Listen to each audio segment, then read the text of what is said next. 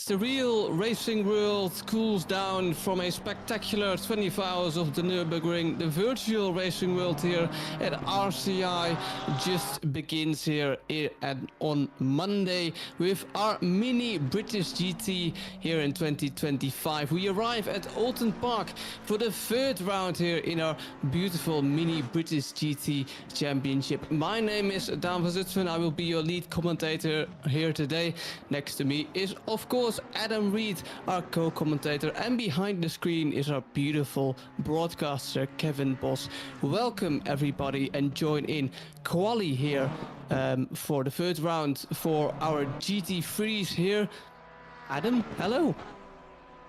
Hello, welcome. This is going to be an awesome qualifying session here at Oulton Park. Our GT3 is already heading out there at this moment in time around a very, very difficult circuit. Of course, very well renowned for being pretty narrow, and has seen some very, very intense and, of course, spectacular moments around this Oulton Park circuit. Very much known for its 2x2. Of course, it'll have usually the British GT champion will have their qualifying on the Saturday, and the two races on the Easter Monday. So these guys are going to be very much pushing their limits around this circuit. I'm really excited to see what happens around here. One note to take away from the YouTube stream already is that our own Jordan Daly will not participate here. I wish Jordan Daly well. He sadly damaged himself and apparently has almost an extra ankle, but he'll hopefully be back next week. Let's hope so. As you say, Adam, GT3 qualifying just on the way, but like I said, 24 hours of Nürburgring just cooled down, just finished. Did you watch it, Adam? I did watch the Nürburgring for the majority of it. Of course, I did have my my power nap in the middle stages, but a lot of controversy surrounding it. Let's not go, of course, into that either. Yes, but yes. You know, there's been some really, really good stuff in racing over the weekend. But I'm sure the virtual world is going to prove to have so much action all throughout it. And I'm really looking forward to see it. We head in towards Druid's Corner with the Porsche. It's just about keeping it, I think, a tight car, I think, around this circuit. Just keeping it on the rails around this very bumpy and undulating circuit.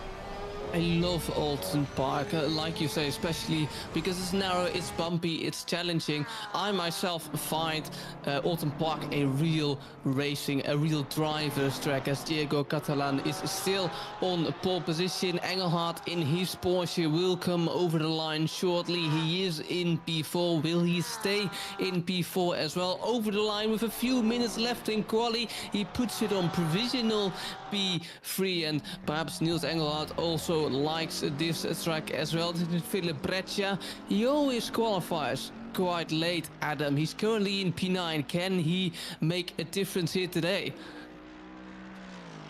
Very much so. You know, there's plenty of drivers out there that have the potential to be the game changer, and I think that these guys are very much going to be on their limits. That's exactly what you need to be at Oulton Park. You need to be on the limits. You need to be attacking this circuit as much as you possibly can, being able to find those extra couple of tens, and somebody who's found those extra couple of tens is Diego Catalan at the top there with a 1:32.605. We continue with the BMW of Marcus Honsel. Of course, Honsel has had some really good competitive finishes in the last two rounds.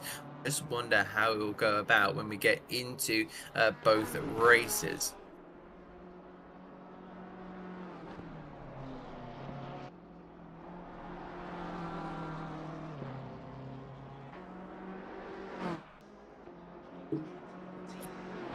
Wonder if we've potentially lost Dan there for a second. I've done the commentator's blunder. I've done it. I've muted myself yet again. Shambles in this qualifying session, but at least it happens early here today. Sorry, Marcus Honsel, P6. Go for it, Adam. Absolutely, yeah. Marcus Honsel actually pulling to the side over at Oulton Corner. We now look to the Porsche of Lenny Armstrong down there in P12. Of course, not last of the GT3 runners. Currently up relatively near the midfield stages. 17 of our GT3s around here. Lenny Armstrong's put in some very competitive lap times, I'd say. Someone's just gone even faster, I wonder. But she does seem to be 2 tenths up or compared to her relative as she heads her way now on towards Druid's corner. You just throw the car into the wall the right hander after a very bumpy sequence, and you're just trying to find the limits all through it. So you underpass the bridge here at Oulton Park, and now you're heading in towards those last two. Of course, a great photo opportunity at this part of the circuit, but a little bit wide there potentially from Armstrong as she crosses over the timing beam. And where's she going to put that Porsche? It looks like she's staying in 13th place.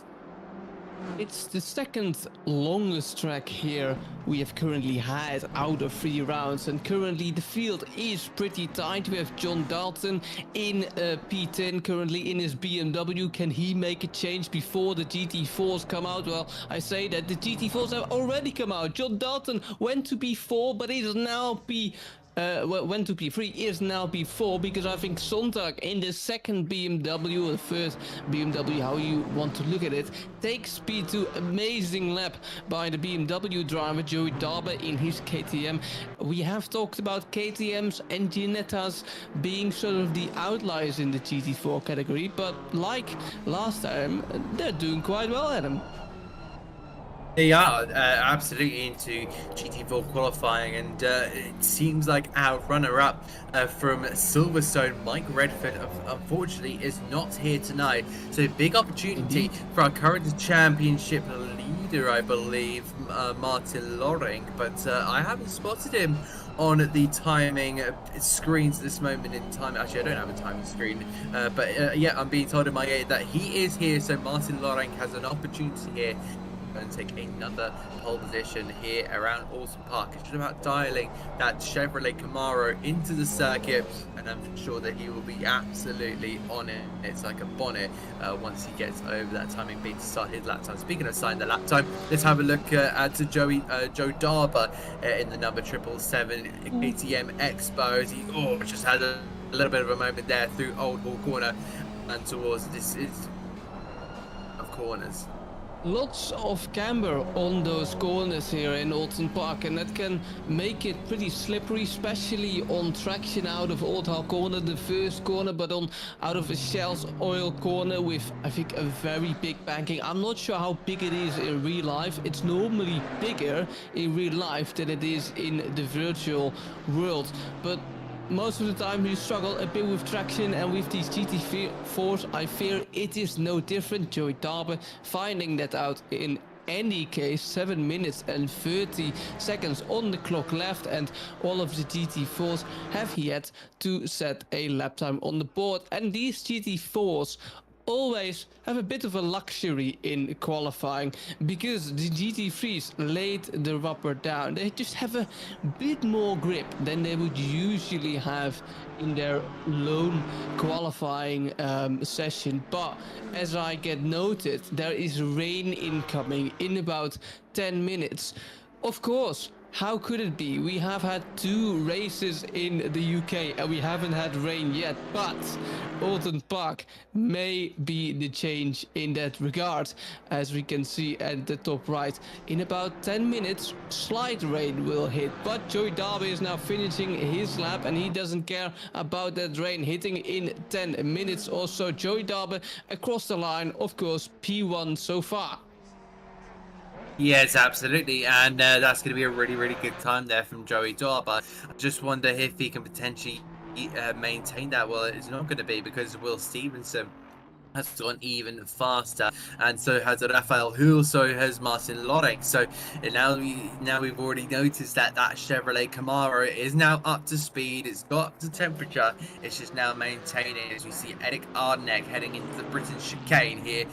Got to just go over the curbstones like they're not even there, and over hilltop and onto all the Knickerbrook chicane comes the Mercedes AMG GT4. Arneck, of course, hard on the brakes, turning in towards the right and towards the left. You have to keep it there to the right to get a good exit out of here, and that's going to be so pivotal, I think, during the race. If you can put someone offline through there, there's a big opportunity to get a runner up the hill in towards Druids, and if you can find a gap There's definitely a big opportunity. I wonder how much touring car-esque racing we're going to get, especially because on Sunday we just had the British Touring Car Championship have their 5th round of the championship at Oulton, here at Oulton Park, and I just kind of wonder if we're going to get the very similar racing around here as well. So it's going to be so intriguing to see how these cars battle around this circuit, especially going into this race. And we're now just having a look down. I believe the Mercedes did not quite get a lap done there. No, it was an invalidation potentially. But maybe a lap on the board. Now he has a nice slipstream from the car in front of him. That's the Chevy of not sure who that is currently, but Eric Jackson currently sets it in P5 if my eyes are not lying. Richard Phillips in his Aston Martin, the only Aston Martin in GT4 category. Can he be danger, do pole position? Not so far. He will probably get another lap time in because we still have 4 minutes and 20 seconds left. Rain hasn't hit it yet. Track state is still optimum, so no fear for these drivers so far. Portuguese driver João Manso currently in the 222 car in his BMW. One of the rare BMWs we see, Adam. We see a lot of BMWs, well, a lot, 3 BMWs in the GT3 category, but not a lot of GT4s as a BMW. Yeah, it's interesting to see, everyone's selection and what they think will be good for the championship. Because once you change, you will get a severe penalty as per our regulations, I believe. João Manso, the Portuguese driver in that BMW, just trying to get it rotated. I haven't really seen much performances from the real life BMW M4 GT4. This could be a very different page. When it comes to the virtual world racing, and I think Manso is really going to be trying to fly the flag high for the German manufacturer. I say German manufacturers, there's multiple already throughout the field, but the BMW flag very much high. He hits his way into that last corner. My word, that was a little bit unnecessary for him. But Manso will now go over the line. I'm not entirely sure this will be an improvement, and it doesn't look like it's going to be so for João Manso. Todd Ayres also goes there up into what I believe P5 in the GT4 class. And of course, that livery returns from Silverstone. Really good stuff here, but 2 minutes 40 remaining. This is starting to get a little bit tight here for time here.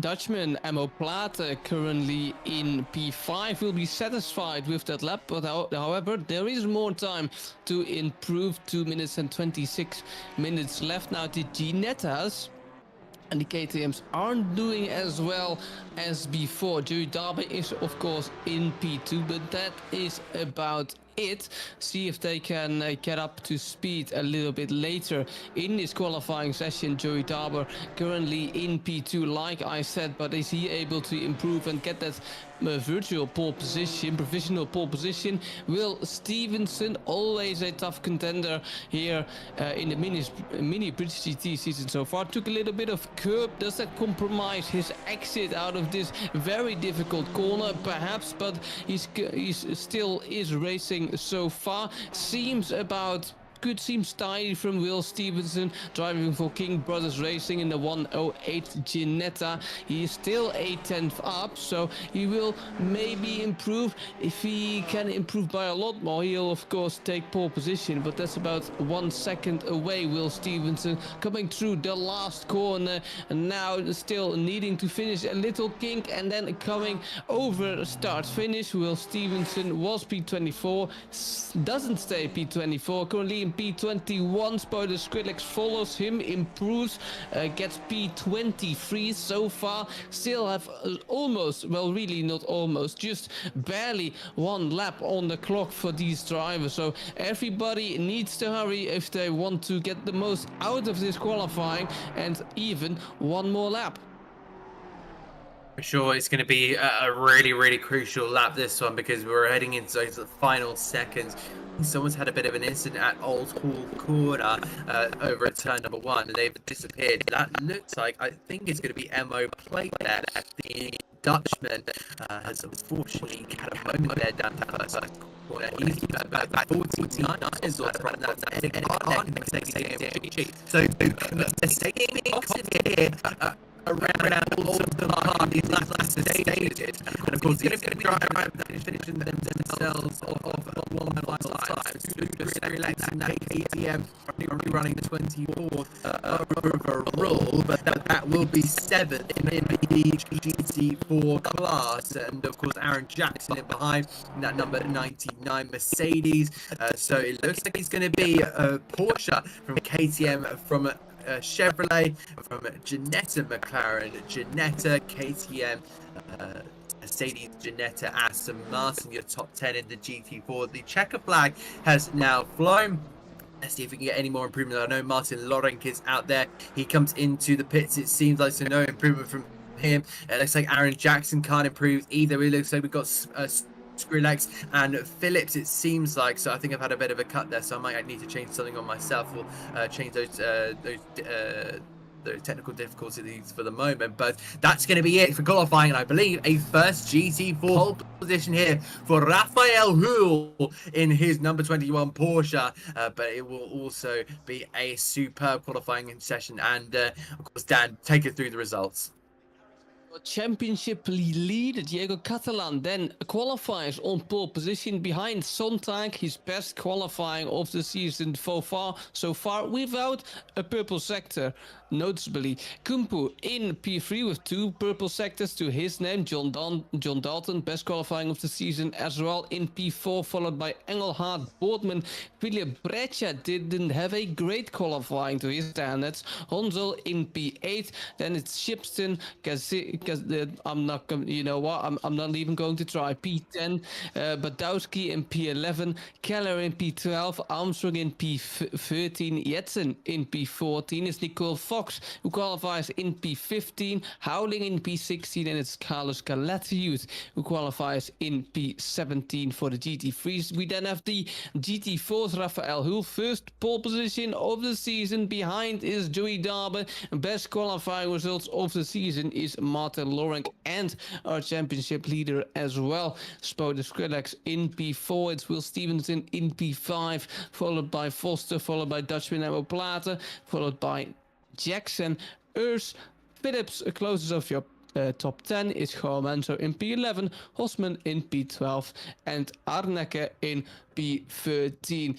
Now, noticeably, Martin Lorenk in P3. Adam, he has qualified outside of the top 3 in every qualifying session, yet he has won every race in this season, and we are ready for the standings, and these are the current standings of the season.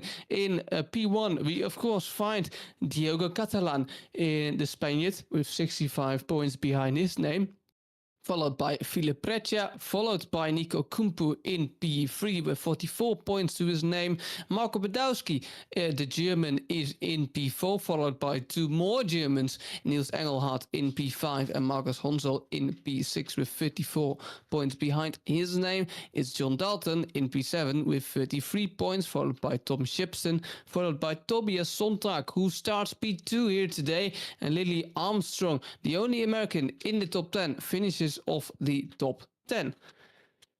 It is then for the further positions outside of the top 10 for Jean-Sebastian Cassin. I'm not going to try it. I'm so sorry. Carlos Galatiut in P12, Jake Howling in P13, Jordan Daly in P14 with 4 points behind his name, and a triple shared what is that? P15 then for Nicole Fox, Nicholas Keller, and Andy Portman. Luke Crofts in P18, Konrad Jensen in P19, and Bruno Teixeira finds himself in P20. Last GT3 then is Giannis Tsaknis in P21. Adam, the GT4s. In the GT4s are going to be Martin Lorenk with a big advantage there over Mike Redford, who of course that could be extended by the end of the night. Joe Dorber in P3 there on 39 points, just ahead of Joe Manso. Aaron Jackson in his Mercedes, following Will Stevenson in his Ginetta, Thibaut Roskam in his Chevrolet Camaro GT4 in 24 points ahead of Richard Phillips in his Aston Martin. Emo Plates there missed the first round of the championship. He will sit in P9 on 18 points in his Ginetta. Where will he be by the end of tonight? Spoda Skrillex rounding out the top 10 in his number 200 KTM Expo. We then move on to Ted Ers in the Ginetta G55 GT4 with Raphael Huhl and Eric Arneck, the two Germans, in 12th and 13th, with Verken Hossmann, the Turkish driver, just ahead at Malcolm there, with Martin Foster and Joel Kelly. No points for Lillian Sinclair or Oscar Gurrea and Noah Ackerman. No points for them. But that rounds out our 20 drivers that competed in the GT4 Pro category class, and now split one compared to the other two that is going to be run at the exact same time. We'll get those highlights after the race, but we now wait on the grid here. Take a little bit of a walk through the main grid. So you see there is Diego Catalan in his Porsche. Will he finish tonight? And someone who's covered real life, this would be such an amazing opportunity to get a grid walk. Martin Brundle style is what I kind of go for, but I've never been able to do it. You never really get enough time or a championship to be able to do such a thing. But there's a great opportunity for some of these drivers. There's of course one of our drivers there was Andy Borman as well. Philippe Brecht, the championship leader in his Mercedes. I wonder how he will go on tonight. We see there Marcus Honsel in his black and yellow car, and I think that's going to be one of the only Lexus on the circuit there. Some great liveries out on show, especially at 911 as well. So I'm really looking forward to seeing what happens down here. We see there's a in that one, a very jumpy 88. It seems like they're very much raring to get going, and looking now towards the back of our GT3s, they're going to be so on it, and I wonder what it's going to be like in the midfield there. Now we move on to our GT4, starting off there with Raphael Huhl in his Porsche and the KTM of Joe Dorber. He can very easily get up to second, it seems like, in the championship. Spoda Skrillex, we just saw there, our championship leader in Martin Lorenk. And then we find there the Dutchman of MO Plate. I wonder how he'll do. The Dutchman in a Ginetta, that seems very, very reminiscent as well. And we now see our 99 in there. We move towards the back of the grid, and this is where they're very going to be. These guys are very, very lucky. We have got a big enough grid to where these guys are going to be starting on a hill. Of course, it will be a rolling start, but they now leave the grid. I wonder if they'll have to start accelerating on the hill, which is not usually something you want to be. It does happen in British CT as well. I saw, I think we had a few weeks ago, there was a GT race at Oulton Park, but it's not a great place to start, I must admit. However, of course, we have a rolling start, but the thing I'm curious about most is last time at Silverstone, when the GT3s hit the GT4s, it was absolute chaos. We had GT4 flying off curbs left, right and center. The same goes for GT3s. We had contact spins, you name it. And of course, Silverstone is the widest circuit, I think, on the calendar. I'm not sure if Spa is wider, but I'm quite confident Silverstone is the biggest track on the calendar, at least the widest track-wise. And Oulton Park is a fairly tight track. So how are these GT3s going to manage the GT4s in this round? It's going to be spectacular. It's going to be amazing. I can't wait for it. I'm absolutely pumped to find out. I'm sure you are as well, Adam. Absolutely. I was about to send a message into one of our Discord chats, but I'll mention it in a minute. Let's start off with the GT3s. They're going to be such an interesting category to keep an eye on, especially with knowing how competitive it can get, and these drivers will very much be working to get around this circuit. I also wanted to mention on our social medias at RCI on Instagram especially, we are running a livery knockout, so you can go on our Instagram stories at RCI. Let me just double check that as well, so I'm actually getting it right for us. It is, I believe, our RCI and you can go and vote on your favorite liveries in a knockout format. So that will be an absolutely awesome feature. Well done to all the guys there over at the socials, and looks like we've got one of our cars heading off the road there. Not entirely sure what that might be. That might be Foster down there at the rear end of the field, but Diego Catalan will lead the pack here. Up the hill they go and will lead towards the green. 30 minutes on the clock for race 1, and we will get round 3 of the Mini British GT Championship underway here at Oulton Park in the north of the UK. We go green, we go racing. Diego Catalan sitting in the middle of the circuit to try and cover out Tobias Sontag. They head their way in towards Old Hall Corner. A little bit of contact there. On this, Andy Boardman hard into the barrier for the Ferrari driver, and he's going to suffer big time damage on that one. And we see the helicopter camera shots. They head their way through on towards Shell Oil Corner here. They're going to have to do a little bit of a lift to the left, in towards the left here. We see John Sebastian Casanjana, who is back from this Silverstone round. Of course, he missed the first opening round at Donington. And who's that on that outside line? That might be, I think that's going to be John Dalton there as well in that 899. A very shiny livery for him. Now in towards the chicane they go, and it's now going to be a line as for now. But this is at this moment in time, look at that. Philip Breccia down in 8th here, trying to find a move here on Casanjana.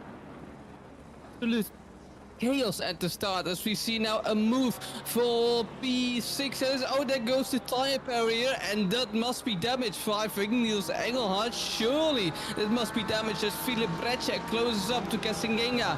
And in the Porsche, will he look for a move down, of course, the double right-hander? It's ambitious, but Philip Breccia is looking, and he's still looking. He's trying to make himself as much aware as possible of that Porsche, but now going through the last corner, we have side-by-side action behind there as well. That's Lily Armstrong and Marco Badowski. So going side-by-side, can Lily Armstrong have the exit on the outside of Lodge Corner? She does seem to have, but currently Marco Badowski has the inside line. Of course, that cambered inside line, which is so hard on traction, but it's still going side-by-side. Beautiful Friday, but who's going to let their foot off the gas first? It's going to be Marco Badowski. Lily Armstrong just peeps ahead, going into Cascades, and so she retains that P9. Niels Engelhardt currently in P4. John Dalton didn't have a great start, but Niels Engelhardt surely did. And of course, like we saw at the start, Philip Breccia, I'm wondering what the stewards will decide. Of course, live stewarding for this race here today, for both races here, because we will have 2 times 30 minutes here at Oulton Park, and we will get some replays soon. But for now, Niels Engelhardt, this is the race.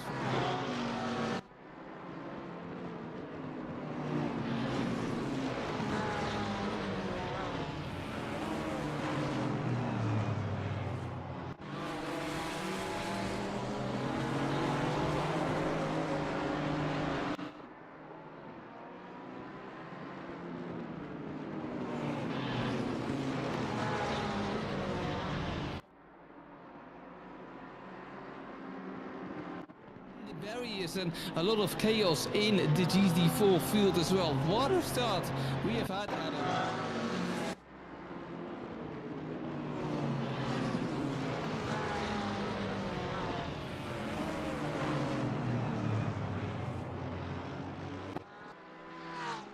Having a bit of bumping with Carlos Colatis. That is why he, unfortunately for him, he one round drops to 30. I think we've had a few of our drivers actually drop out here. It seems like, I wonder if Jake Howling's also one of those drivers.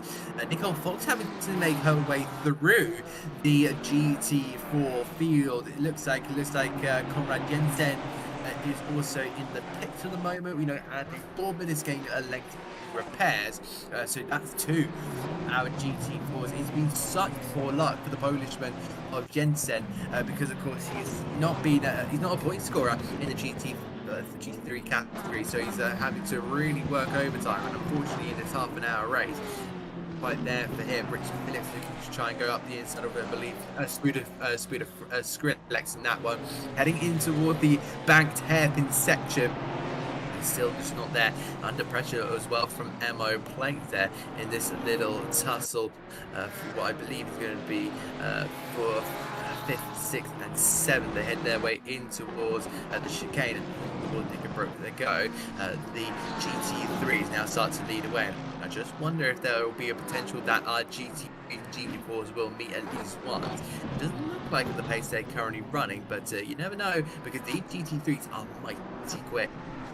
Like I said, a 2 times 30 minutes race here at Oulton Park. So not a 1 hour race, not a 1 hour and 30 minutes race, but 2 times 30 minutes. Mo Plata, is he risking it in the double right-hander? He certainly seems to look so, but currently thinks the better of it. Richard Phillips in the Aston Martin. Mo Plate in the Ginetta. Wants to have a look, wants to have a try around the outside of Lodge Corner. Is that brave? That is very brave, but will he lose a position in the process? Oh, that is contact between 2 Ginettas, and through goes the KTM of Joey Darby. No, he doesn't. He hits the barrier, and they all seem to survive. I almost thought for a second that would have ended in absolute tears, but Joey Darby currently surviving so far in his KTM Expo. I'm sure he has a little bit of damage though. This is the race replay.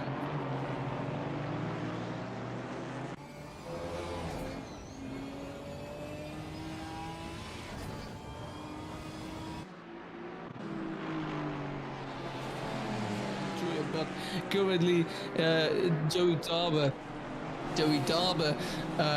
had a difficult time throughout the last few meters of what I think it is now already the 4th lap here at Oulton Park, but they currently seem to be going to be driving, stagnating their positions. But like I said, 2 times 30 minutes here.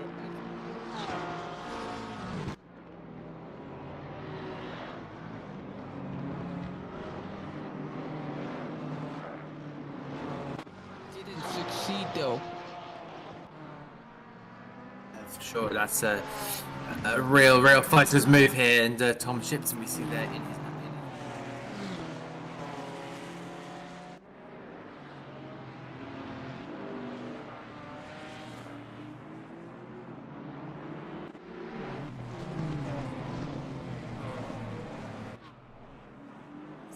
That one, those two still going at it with Phillips in behind, Mo Plate as well in there, passing through and on toward the main straight. I think this is also another replay. It says there at the top of the screen. Down towards Old Hall. I wonder if this is going to potentially be a move here from Spoda Skrillex, or maybe a bit of bumping and barging touring car style. And then towards Cascades, a very tricky corner, because you know the car is moving absolutely everywhere under braking, and it looks like Spoda Skrillex very much still in chase. It's not a replay, in fact that was all live action, and so I was very much waiting for something calamitous to happen, but it didn't seem like that at all. Richard Phillips now just staring at the back of this battle here. This is over P4, 5 and 6 in fact. It's a beautiful battle with KTMs. We have a Mercedes in front, but look at the KTM of Mo Plata absolutely at the rear of Spoda Skrillex. No, that's actually the Aston Martin of Richard Phillips, and he tries it around the outside. It's very brave and it's beautiful. And Mo Plata, will he make the move stick? He needs to do it around the outside, which is easier said than done, but he does it. Absolutely beautifully done there by Spoda Skrillex. It must be a no, but Joey Darby is Joey Darby. I get confused by the Delta, and this is Ted Earth in his P22 Ginetta, in his 48 Ginetta, currently P22 overall. I don't know why I just mentioned Mo Plata, but Joey Darby making the move stick in that KTM. That you see, Kevin Bos calls me out, a broadcaster, Dutch bias. It must be Dutch bias, but Joey Darby completing an absolutely brilliant move there, fighting through the back after a terrible start at the start with the calamity etc. John Dalton currently in P5, trying to redeem his bad start. I talked about it a bit earlier, didn't have the greatest of start, fell back down to P5, but look at him now. Is he going to try it on the right side, double right-hander? He's going to try it, he's getting nipped by Niels Engelhardt, and it ends almost in tears, but John Dalton manages to save his BMW. Will he get overtaken by Honsel, who has the advantage in the straight line speed now down the inside of Lodge Corner? He will make that move and he will make it stick, so that promotes him up to P5. But John Dalton currently in P6 didn't have the best of start, and it does turn from bad to worse, Adam. It does, in fact, and that's going to be such an unfortunate moment there for him, and I'm sure we'll be able to get a replay, and here it is. We now see John Dalton. I think he just potentially went for a move that was on, and then it was completely off. I think this was actually the wrong replay, unfortunately, on that one. We now go back to the live action here. Dalton now behind Honsel, dropping back down to 6th there.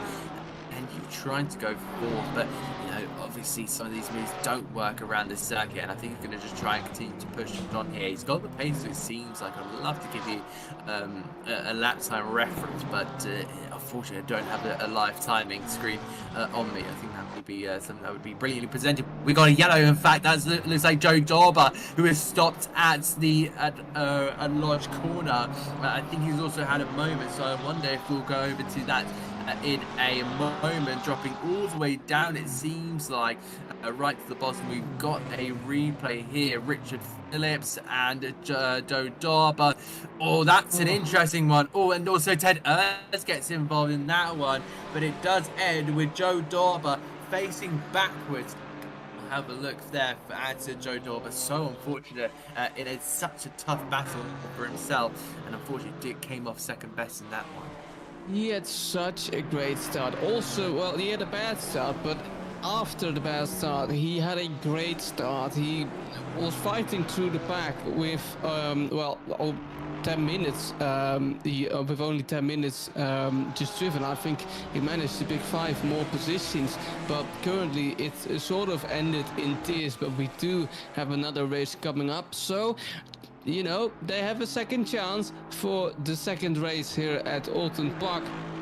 But the first race not going to Joey Dauber's plan, despite fighting his way through the field. Emo Plata currently in P20, Spoda Skrillex in P19, getting chased down by both Ginettas. This is Joey Dauber. Joey Dauber equally chasing down a Porsche. A Porsche came in GT4, driven by Hosman in the 228 Porsche. And just ahead is Richard Phillips, who just got involved in that incident. This is Andy Boardman, who crashed earlier in the race, the lone Ferrari in the GT3 category. And look, that is Joey Dauber making a move on the Porsche Cayman, saw the GT3 going for a gap, and probably used his slipstream as well. Very clever there by Joey Dauber, and he has overtaken that Porsche Cayman, and now he can look ahead to the Aston Martin of Richard Phillips. And this is Ted Ernst, who can look ahead to his fellow Ginetta GT4, named by Emo Plata. Of course, we have a 10-second time penalty for Nicole Fox in the 314 Porsche. I will have more stewards report for you very soon, but we still have 17 minutes to go, and I almost thought we were done because the amount of action happened, but we still have 17 minutes of action more to go here at Oulton Park. Track temperature is cooling down. It's now 24 degrees, which, Adam, helps with the lap time. It will do, and weather does come into a little bit of opportunity here. Oh, this is Nico Kumpu, in fact.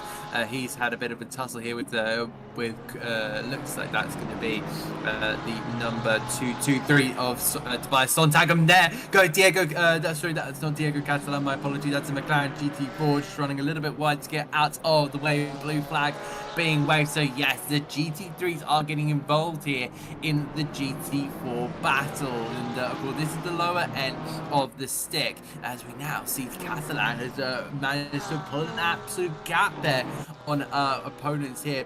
4.5 seconds. He's up the road to Tobias Sonntag. I'm not entirely sure if he's going to have reply to that with Nico Kumpu just about to try and see if he can potentially a way through and just slip on by.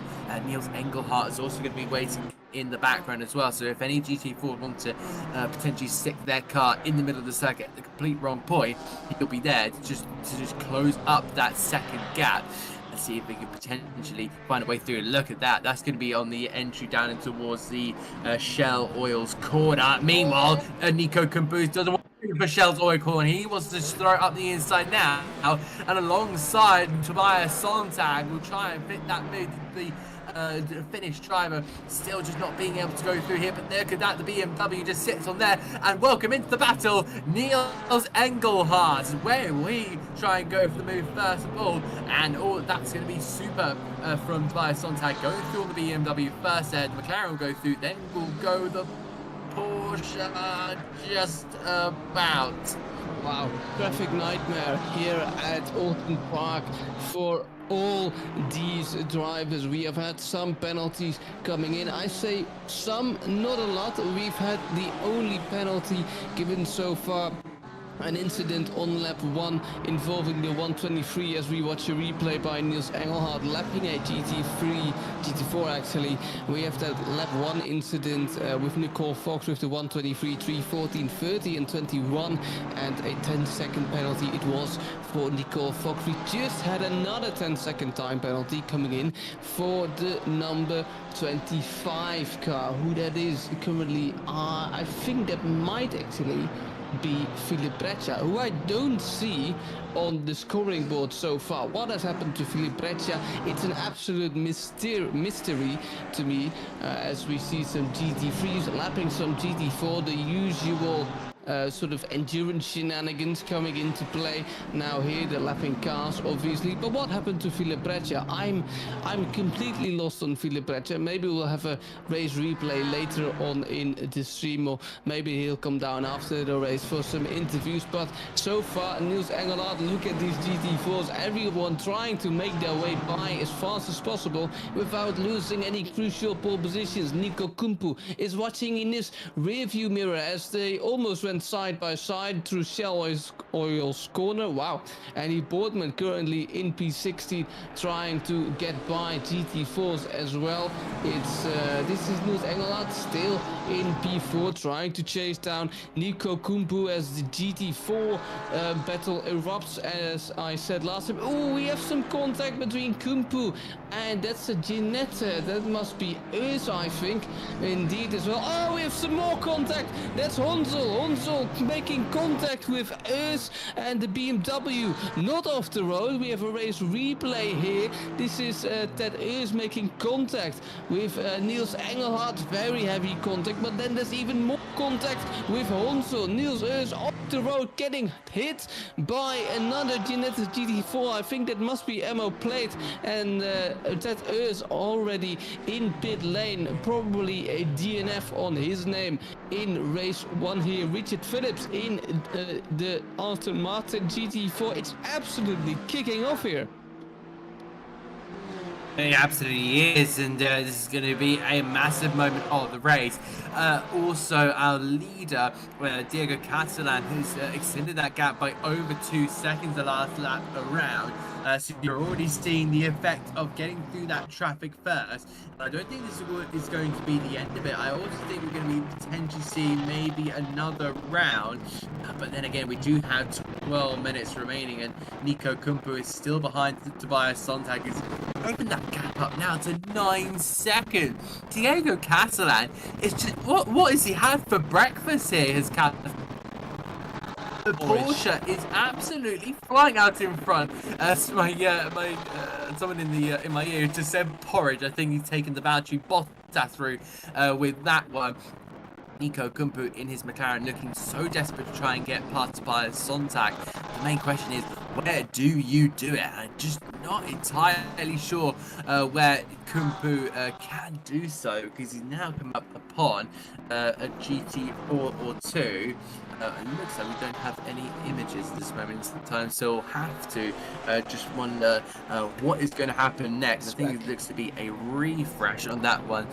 So yeah, we're just going to be testing it out for now. And I think the stream quality, what we've been yearning for, has improved. But now we see that Carlos Calatayud, who's now trying to be having a bit of a battle here with John Casagina, because of course they're down just past the top, just underneath the top 10. And also John Sebastian de Casagina is one of those liveries that you can vote in our livery knockout rounds, and I'm sure that his livery is going to be very much one to be an eye popper for sure. But Carlos Calati doesn't want to be sitting behind that livery.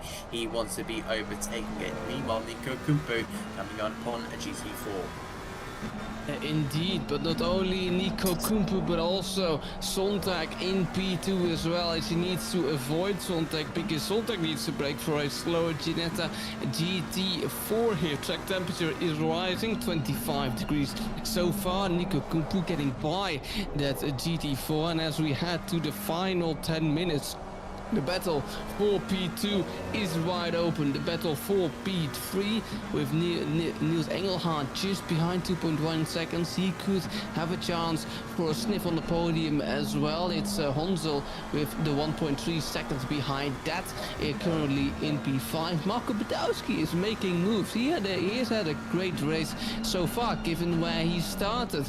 And I want to have a look at the GT4 leader so far, because that is still Rafael Hull. Martin Lorenk, who normally makes the difference dominantly, that doesn't have a great qualifying, but race pace is astounding for Martin Lorenk normally, always, but this time it is different. He's currently in P2. Can he maybe for the first time this season not win a race? We will see. Emmo Plata again, the Dutch driver, being still behind Richard Phillips in the lone Aston Martin in the field.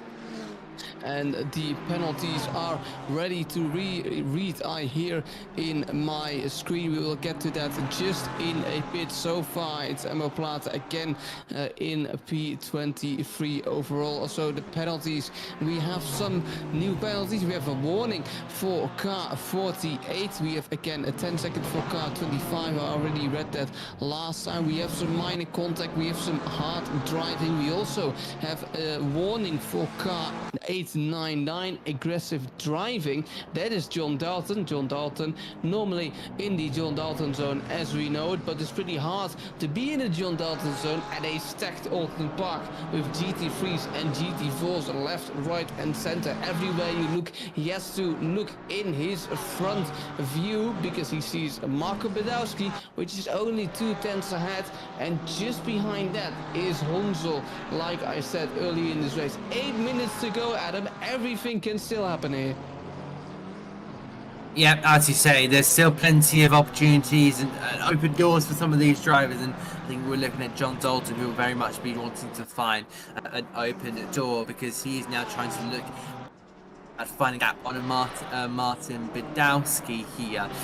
I think the German driver, who is now trying to find a moment there. Big slide there from John Dalton as he has to wiggle his way up towards the rear of number 45 Porsche. Flying through they go, and on toward the fast left-hander, which takes so much confidence you need in a race car to be able to, you know, file it through. He's now going to be looking on that inside line there for Shell Oils, but just only straight line braking he needs. And now, can he potentially do an up and under here? Doesn't look like Badowski is feeling all that comfortable behind the wheel of his Porsche. There's a great big BMW. It is very much chunky. Trust me, I've been next to a BMW M4 GT3, and those things are meaty. They are chunky. They will get in your rear view mirror, and they will very much be in your, completely filling up your wind mirrors, and there need to be something to keep an eye out for. This is a replay, it seems, seems like, of Niels Engelhardt, and that was John Dalton, and this the early collision. And that He got the warning for that. No, he did get a warning, which is very much deserved, but yeah, it could have been a lot worse. I think a penalty was almost slapped there on one of our drivers there. John Dalton continuing to try and look for a gap there on the Porsche. Have been worse indeed. It did get worse for the car, for the 777 car, which has a 10-second time penalty, but also the 22 car, who has a 10-second time penalty as well. So Joey Darber has a 10-second time penalty, and Richard Phillips has a 10-second time penalty. Joey Darber, who has extraordinary pace here at Oulton Park, doesn't really have the best of races here at Oulton Park, but he's currently still driving for the points so far. Where will he fall back? That's a mystery to me still, but we will find out as this race is coming to a close with 5 minutes and 20 seconds left. It's John Dalton still chasing Marco Podolski. It's Rafael Hull still leading the GT4 category, and it's Diego Catalan with the fastest lap, who's still leading the GT3 category. A extraordinary gap of 10.4 seconds. We've never seen Diego Catalan this dominant in the championship, and with championship contender Philip Breccia currently out of the race, he's going to do himself some massive favors for the championship. But can John Dalton do himself some massive favors for the championship as well, as he looks down the rear spoiler of Marco Podolski, and Marco Podolski needing to check his rear view mirrors a lot, but also can't lose focus on the car ahead. One mistake for 3 of these cars, and their involvement in this battle for P4 could be over. This is such a tight track. I'm just going to ask it, Adam. Which one of these drivers do you want to be currently? The driver I want to be is, I would say, Hansel, because he's in 5th place at this moment in time. All he needs to do is, I think something that's called, I don't know if it's the proper term, it's called lazy defending. You basically put your car in the middle of the circuit. You know, these drivers cannot go through you. You'll have to go on the right or the left hand side, and especially on a circuit that's so narrow, you definitely want to just be parking your car in the middle of the circuit, giving these drivers a very hard time. It does seem like that Hansel does have pace. We now look back here to Tom Shitston in the sole Lexus GT3. He has got the McLaren there of Nico Keller. I think he's actually gone past, in fact. He has. The Frenchman has been dispatched by the Lexus. So, yeah, the Lexus has been showing glimpses of pace throughout this season. It seems like I think Shipson is definitely united with it very well towards its some other potential as well. And I've really been enjoying that Alexis going around the circuit. We'll have a look here with Joe Dorber, who's very squirrely under the brakes there, and almost careering into the back there of Skoda Skrillex. Austrian driver almost getting tapped around there, and in fact Joe Dorber is carrying a 10-second time penalty, but Richard Phillips behind. So at this moment in time, it does look like he will fall potentially down past Emo Plates and Joao Manso, so that's something to keep an eye out for. Just saw we had a drive-through for, I think it is a GT4. We will come back on that later, but we head to this battle now with 2 minutes and 30 seconds on the clock. This is a crucial battle for the podium positions in this race, not the lead position, because Diego Catalan is a mile away. He's almost in Tokyo. 10.2 seconds is the gap still, but Nico Kumpu and Sontag find themselves on British soil here at Oulton Park, fighting for P3, fighting for P2, for the key podium positions. Like I said, they're not really coming up to GT4s very soon, so they might stay out of this fight altogether. John Dalton currently in P7. Did he lose position? No, John Dalton didn't lose a position. They're still in the same formation. We have the 15-second time penalty for car 48. John Dalton still on the back of Marco Badowski as we head to the final minutes of this race. 25 degrees is track temperature, and John Dalton is all over the rear view mirrors of that Porsche, the 45 Porsche. Again, Marco Badowski currently, if I'm not wrong, going for his best race result of the season. No, I think that's actually true. He is P4 in the standings, so quite consistent Marco Badowski is, and let's see if he can get these P6 on the board. Actually finished P5 in round 2 as John Dalton drives it around the outside of Shell's corner. That's very brave, it's ambitious, and it's too ambitious for John Dalton, but he tries everything. He tries to squeeze every inch of tarmac between Marco Badowski and him to get that P5, as Honzel, I completely missed it, has a 15-second time penalty. Oh no, that's right, yeah, Marcus Honzel, of course, a podium sitter at Donington Park, I believe. I'll have to recheck my stats page potentially after this race, but yeah, it does seem like he's now got a 15-second time penalty for Badowski. That's going to be massively unfortunate as well. That's and I wonder if we're going to get a reason why he got that penalty with John Dalton just feeling the pressure. A couple of GT4 now here. It looks like John Dalton's going to have a look up the inside of the Porsche. GT4 involved. This could be very smart racecraft here. Oh, it's going to be very, very tight there. Look at the Porsche having to move right into the path there of the BMW, but he's going to go for it down into Oulton corner.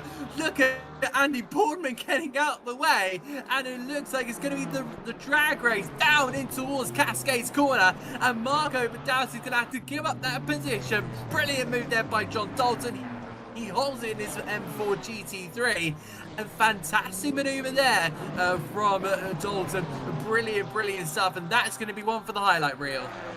Definitely a beautiful one, and definitely one for the highlights reel. Elbows out for John Dalton. There was a little bit of contact, but you know what they say, robbing is racing, right? So Marco Badowski loses that place, will be frustrated. I was thinking he's going to lunge it down the inside at Cascades, but you see the speed John Dalton is carrying with him this whole race, because he's already at the back of Honzel. He will get that place either way, but we go to the leader now, because Diego Catalan will finish this race in P1, and let's see what happens here then in this the race hasn't finished. Actually, we are on the last lap. I was thinking the race would be finished, but we are on the last lap.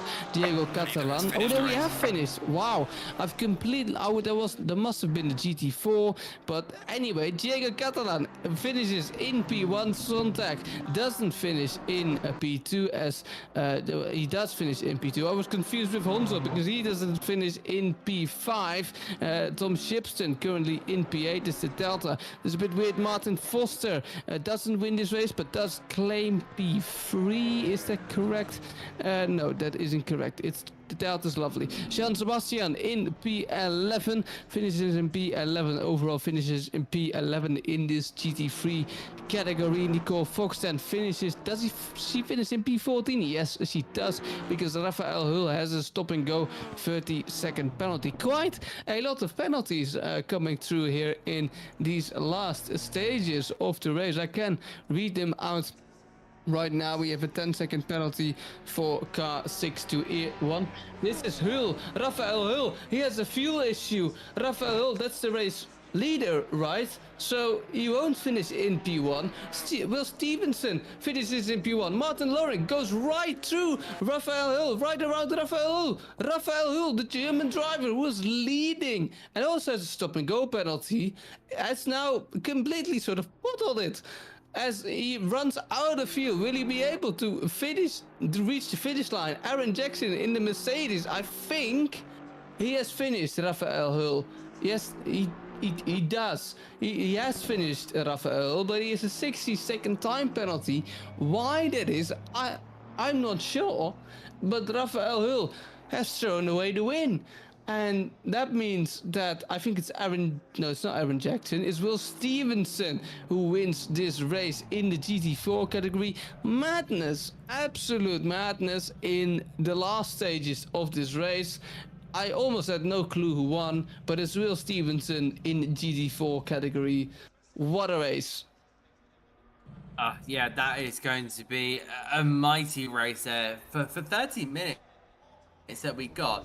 Yeah, it was absolutely awesome from our drivers. Let's go through the results. It's Diego Catalan with the fastest lap, taking the win here from Tobias Sontag and Nico Kumpu with Niels Engelhardt in P4 there. A really good finish there from the Porsche. Then we find Marcus Honsel there in P5 with John Dalton, who overtook Marco Badowski in the latter stage with Tom Shipston there in P8, Nico Keller and Lily Armstrong there rounding out the top 10. Jean Sebastian Katinjana taking P11, followed by Carlos Calatiu with Jake Howling and Nicole Fox with penalties. Andy Boardman got smacked at the beginning of this race. He finishes down in 15th with Konrad Jensek. Followed by I have to get the final name. It doesn't look like on that one. It was Philip Brecha. Oh, Philip Brecha. Unfortunately, there wasn't able to finish this race in the GT3 categories. We'll talk about that when we go into the race 2. But on towards GT4, Dan. GT4 indeed. Will Stevenson took a surprising win by overtaking Raphael Hull. Even before the last corner, if I recall, Martin Loring finishes in P2, didn't get a win, surprising. His first race he didn't win of the season. Aaron Jackson in P3, Spider Skrillex in P4, followed by the Aston Martin of Richard Phillips, followed by Raphael Hull, and the rest of them did finish, but they're lapped, so the gaps aren't on the board. Emma Plata finishes in P7, Gamanso finishes in P8, followed by Taube, Foster, Hosman, Arneke and Urs didn't cross the line. Emma Plata also didn't cross the line. They all didn't finish. Really weird. Extraordinarily weird, this finish in the GT4 category. It's amazing, but let's see if we have a bit of a ending with less chaos, because we have one more race to go here at Oulton Park. Because no, we don't have 1 time 30-minute races, we have 2 times 30-minute races, an hour in total.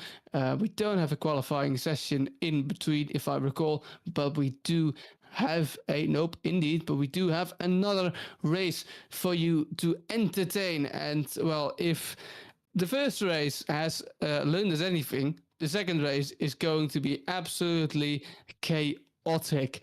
What do you think, Adam? It's definitely, you've hit the nail on the head there. I think there's going to be so much action to go through, especially with the experience that everyone has gained. It could be a little bit more cleaner, it could be a little bit more aggressive. It kind of depends where you want to be. If you want to be leaving with just sitting you in your position and getting some points, or do you want to be going for those moves, taking risks around a very, very tight circuit like Oulton Park is, be very fun for drivers. I'm really intrigued to see how it's going to go. Let's talk about Philip Brecha, because we never got to see his run, his DNF, of course, in that first race. It kind of came as a bit of a surprise. He kind of just dropped off the timing screen without us noticing.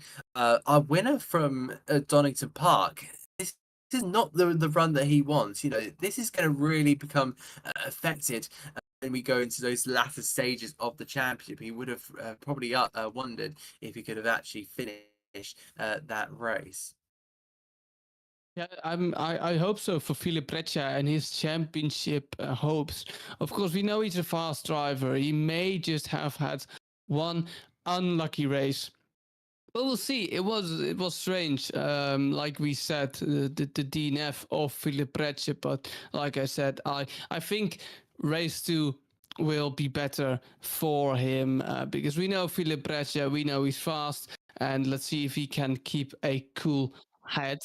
We will have some split 2 highlights coming up because we not only have one split, we have 2 splits here. These are the split 2 highlights. We have Les Stevenson, the championship leader, on pole position. Tom Watts, Rifle, Whiffle, Gallows. We have Partez, we have GT4s, we have GT3s, of course. And this is Callum Carrigan in his Aston Martin GT4. Does he have a good start in the Aston Martin? Seems to be trying it around the outside of an Alpine, gets shuffled wide, loses more positions in the process, crashes the BMW of Wijnen. Absolute scenes here in split 2 at Oulton Park, but Callum Carrigan maybe getting a penalty for that. Let's see how the race further goes as we see another car on the grass. I want to say on the gravel, but Oulton Park has a lot of grass as well. Callum Carrigan is still in P15, still looking at Carrigan, and oh, there's an Alpine down the inside, and oh, it's going to end up in this, isn't it? No, they're still going it in split 2.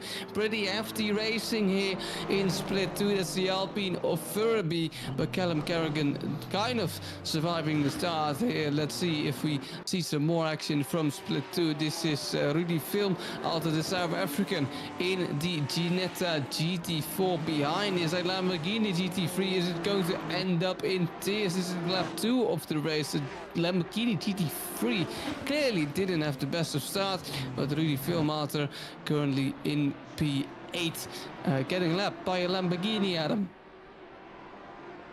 For sure, it's going to be. It was one of these races where I'm sure that plenty happened, and you know, this is what these guys are fighting for. They're fighting to get some positions, and there was this is the Lamborghini there at Partez, and of course not having the best starts there. He's looking at trying to get past Reece Wilkinson, I believe the Welshman in the Ginetta, and it's an easy like overtake. GT3 does his GT4 machinery, and he puts himself up into P7 for that one. But Les Stevenson putting in a really good shift in his McLaren, with Wraith just in behind. I think Tom Watts also, if he had anything potentially in the future to potentially play a part. This was Richard Whittle in his Ferrari up against the BMW of Racer. It looks like the BMW just had to slot in behind. Great pace there from the Ferrari, the 957, number 957 from Whittle.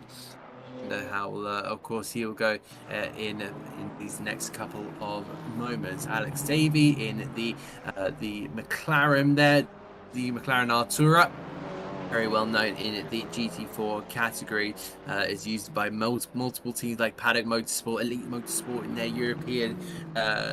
European campaign. You also got the Alpines in there as well. 3 of them in use for tonight's race there, of Crimson, of Dubel, Thurley as well. You know, you'll see plenty of those in the standard. This is Rudy Fulmata, the South African driver in the GT4 category. And that was a moment there, it seemed like, for Reece Wilkinson. And Wilkinson opened the door there for his Ginetta teammate to head on through. But will the South African get through on this one? Cutting the corner a little bit. A lot of grass being kicked up onto the second. Oh, they both took each other out on that one. Oh, and there goes the Alpine just skimming through. One for the stewards. So our live stewards, in fact, are going to be very busy for this weekend. But of course, split 1 was very chaotic, split 2 was chaotic as well. But S. Stevenson and Reef was very much 2 drivers there, and we had a bit of an incident on that one. That was a big old moment there for one of our drivers, but you already see chaos is happening in our 2 categories. That was Rhea and the Mercedes splitting the barriers there while going off towards Shell's Oil's corner. That could have ended in absolute tears, but they somehow made it out alive. This is really Filmata trying to gain back the lead from the Alpine of, that must be Crimson. Yes, indeed. And around the outside of Cascades does it beautifully, the South African in the Ginetta. Ginetta also being popular in split 2, I see.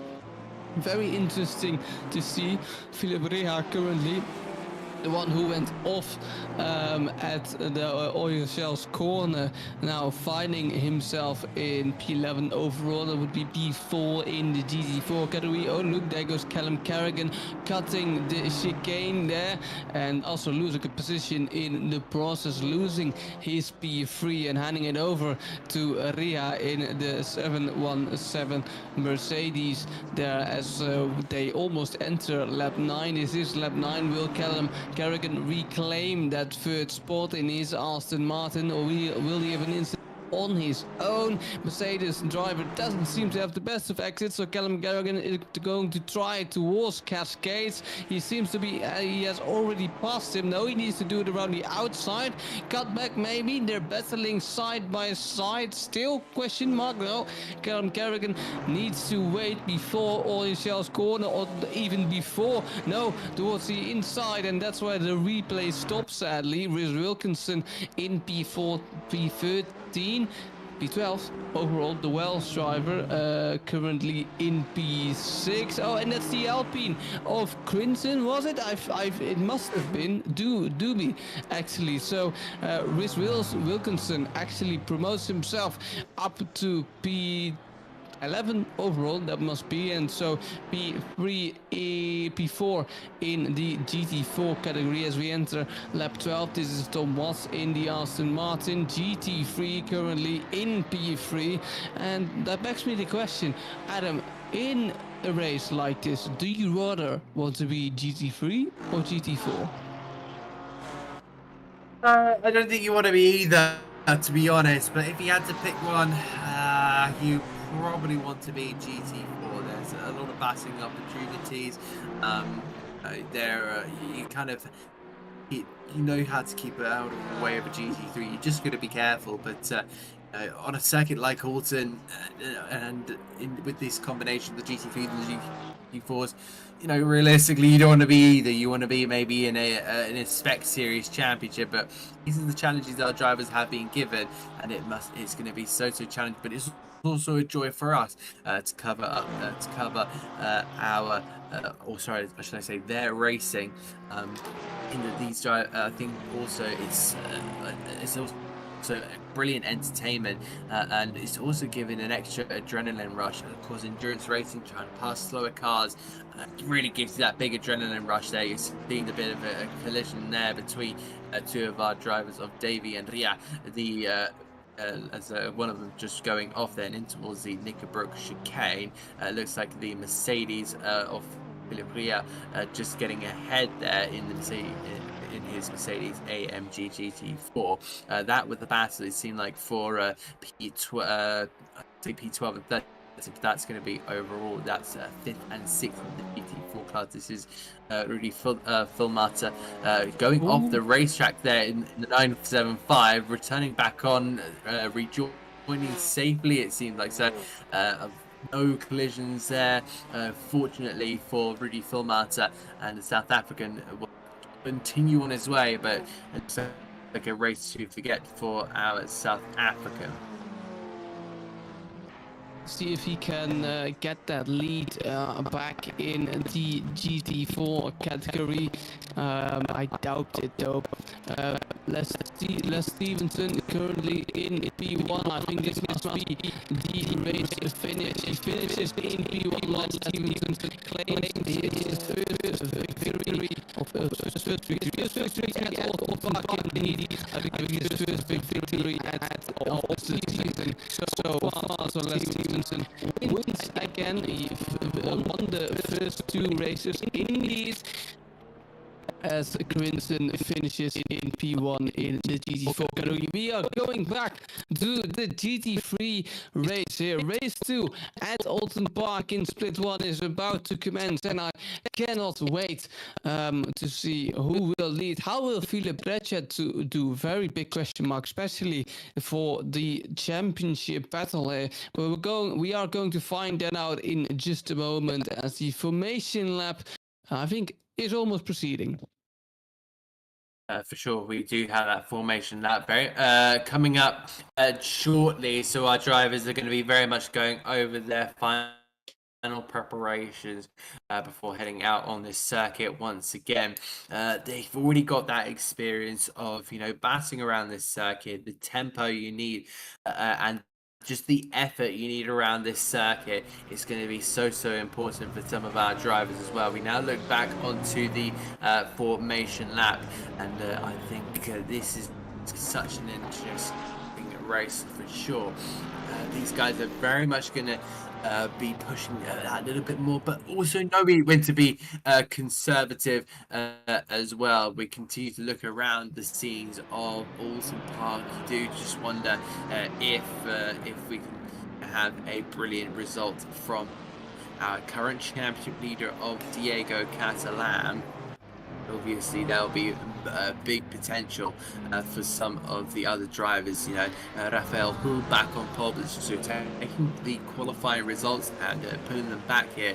So that must mean then that Philip Breccia will be up in that top 4. I wonder as so I'm being told, in fact, he left the server, so in fact he's here at the back of the field, and Philip Breccia will have a huge field to fight through.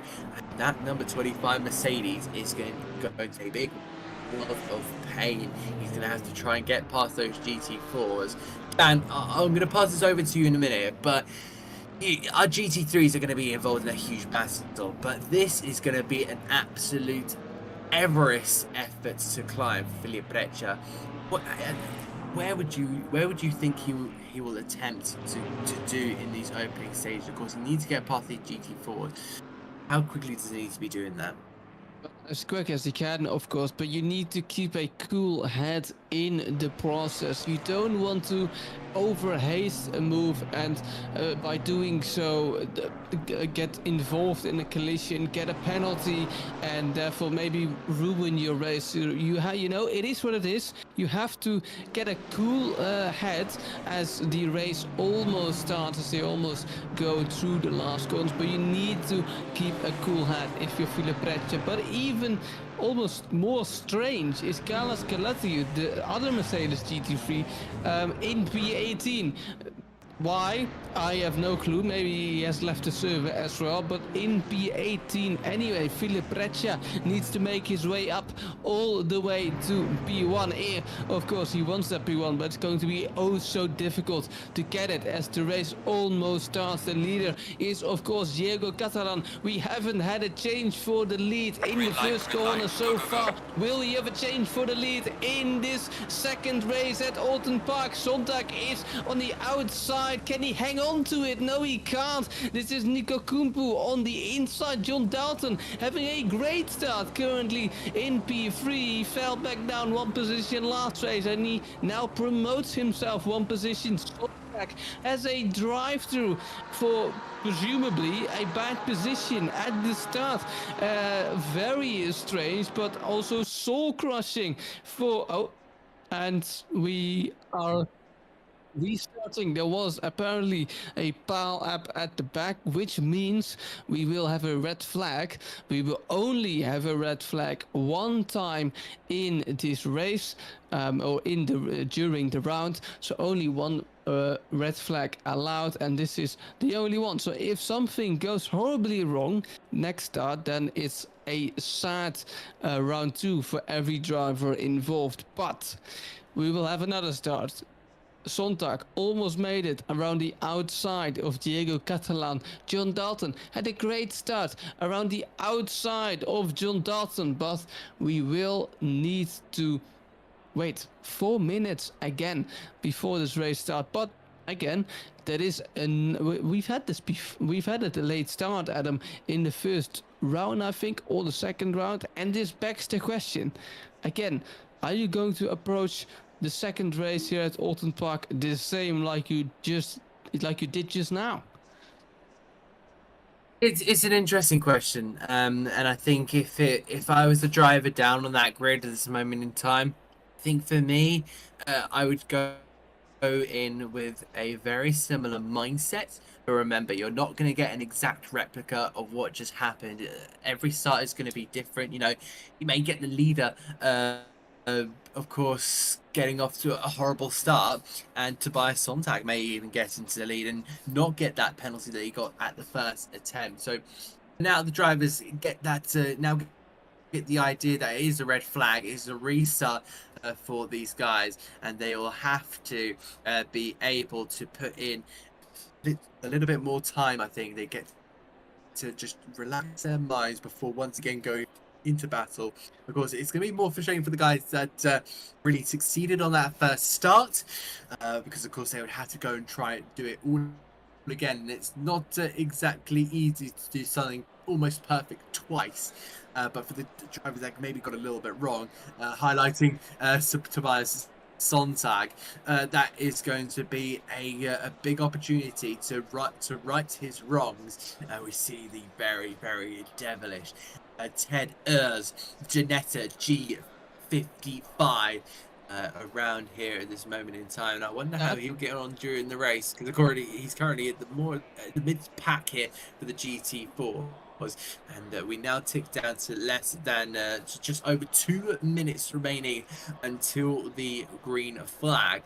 These drivers now have to just sit there, wait out, and see what their run will be down towards turn 1. I'm sure more drivers already picked up their phones right next to them, or they may be streaming as well on Twitch. I have no idea, to be honest. I don't know what these guys get up to in the meantime. I've kind of just left them to it, but they may be having a little bit of a chat with their stream chat, or they may be just on their phone, probably scrolling through a couple of brain rot TikToks or something along those lines. I don't know what these guys kept up to, but the focus will go back to their up to their simulators and onto their race starts.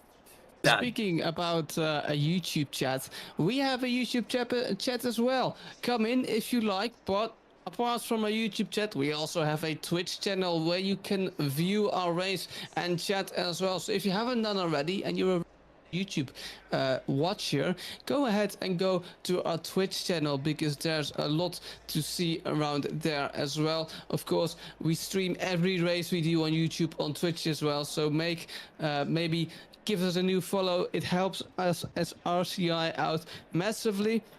I also want to mention we have a livery contest, and currently in the GT4s, I think Urs is winning that livery contest. Have you seen the distinguished moustache on that car and the 2 eyes on the front bonnet of the car of Ted Urs? Absolutely fantastic that Urs is doing it. Look, we have a beautiful shot there. That is indeed a beautiful straight. We even have teeth. On just below the bonnet as well. Absolutely amazing. My vote goes to Ted Urs. It's fantastic. Please, social media team, get him in a livery vote, because it's fantastic. Now, what is also fantastic is Diego Catalan had a dominant win in the Spaniard in P1. Obviously, you can't win not in P1, but he had a dominant win, won by 10.2 seconds, maybe even more. A win by 10 seconds on Oulton Park is extraordinary. And maybe he got helped by our beautiful partners at Coach Dave Delta Racing. Perhaps he was running a Coach Dave Delta setup. So for all your setup courses setups, my ultimate setups, iRacing setups, you can head to our beautiful partners at Coach Dave Delta setups, and perhaps, you know, make it crazy. He even was running a Moza setup, maybe wheels, maybe a setup pedals for your Moza pedals. You have it all at Moza Racing. Wheels, pedals, you name it. Beautiful new R9 bundle. So go ahead and maybe look at some of their stuff. Of course, I can't not mention Greenman gaming gear for all your gaming gear, as any boardman stands aside on the track. I don't know what the fuss about that is. We of course have our beautiful partners at Motorsport UK, and we can't forget IMB Racewear for all your race wear. as we head to the field. Of course, formation lap is still going on. Spoda Skrillex currently in P19, and now I'm talking anyway about everything and nothing and our beautiful partners. Go ahead to our new social media channel, not only for our livery battles, but we have started our new social media sort of campaign again as of 1 month ago. And every highlight, or almost every highlight you see here, will be posted on our Instagram, on our YouTube Shorts channel as well. So be sure to check our Instagram, Twitter, and we also have TikTok now as well. So be sure to check that out and give us a follow, because you will help us out. You would help us out massively. Now, John Dalton is currently in P4. One more question for you, Adam, before this race starts. Who's going to take the win in GT3 and who's going to take the win in GT4? GT3, you can't look past Diego Catalan. It's been an absolutely sensational run from him, but I really want to put Tobias Sontag in the the gauntlet for victory. Also, look at those overtakes from Nico Kumpo. Absolutely amazing in that first race. Had some big opportunities to go out and put in some brilliant times. For GT4, I can really see a big run here, potentially from Martin Lodang, if he can maybe get that Chevrolet Camaro into a bit of a rhythm, but he'll have to get past Joe Dorba, Diego Catalan and Rafael Hull, so there will be big opportunity for plenty around this circuit. Oh, there's a Mercedes coming into view. Ooh.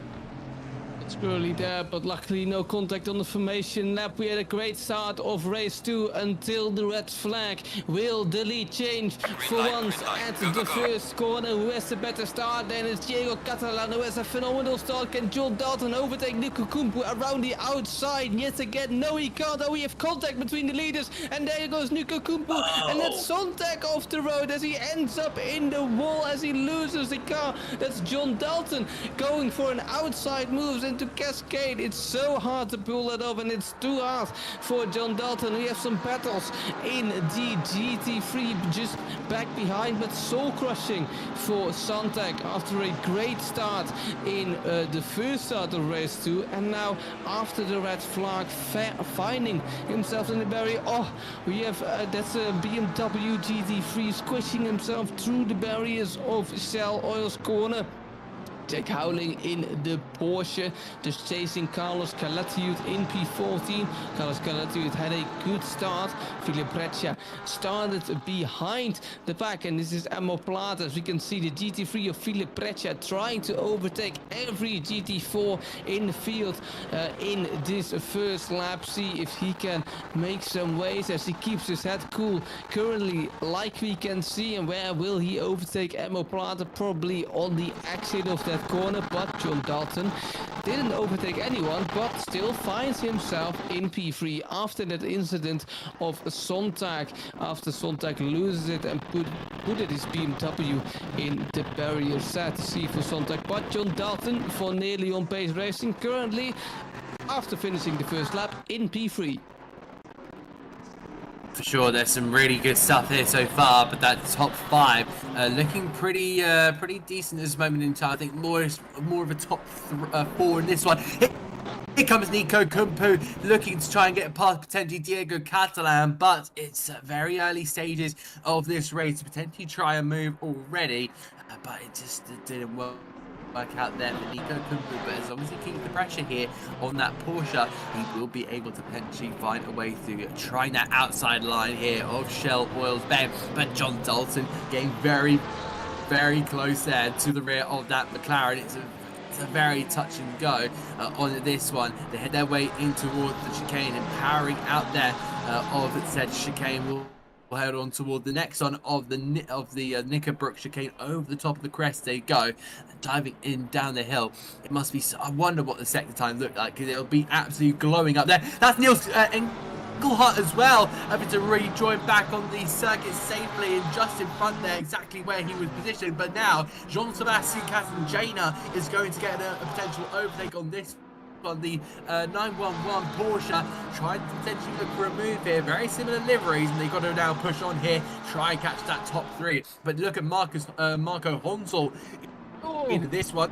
Oh, it's going to go for the move here. Oh, just backing on that one. That could have been all sorts of horror show movie style stuff there, but Marcus Honsel was very bold there in backing out that one, staying very, very true to his race. I think, Jana, I'm going to remind myself of that one. Now I won't get it wrong in the future, hopefully.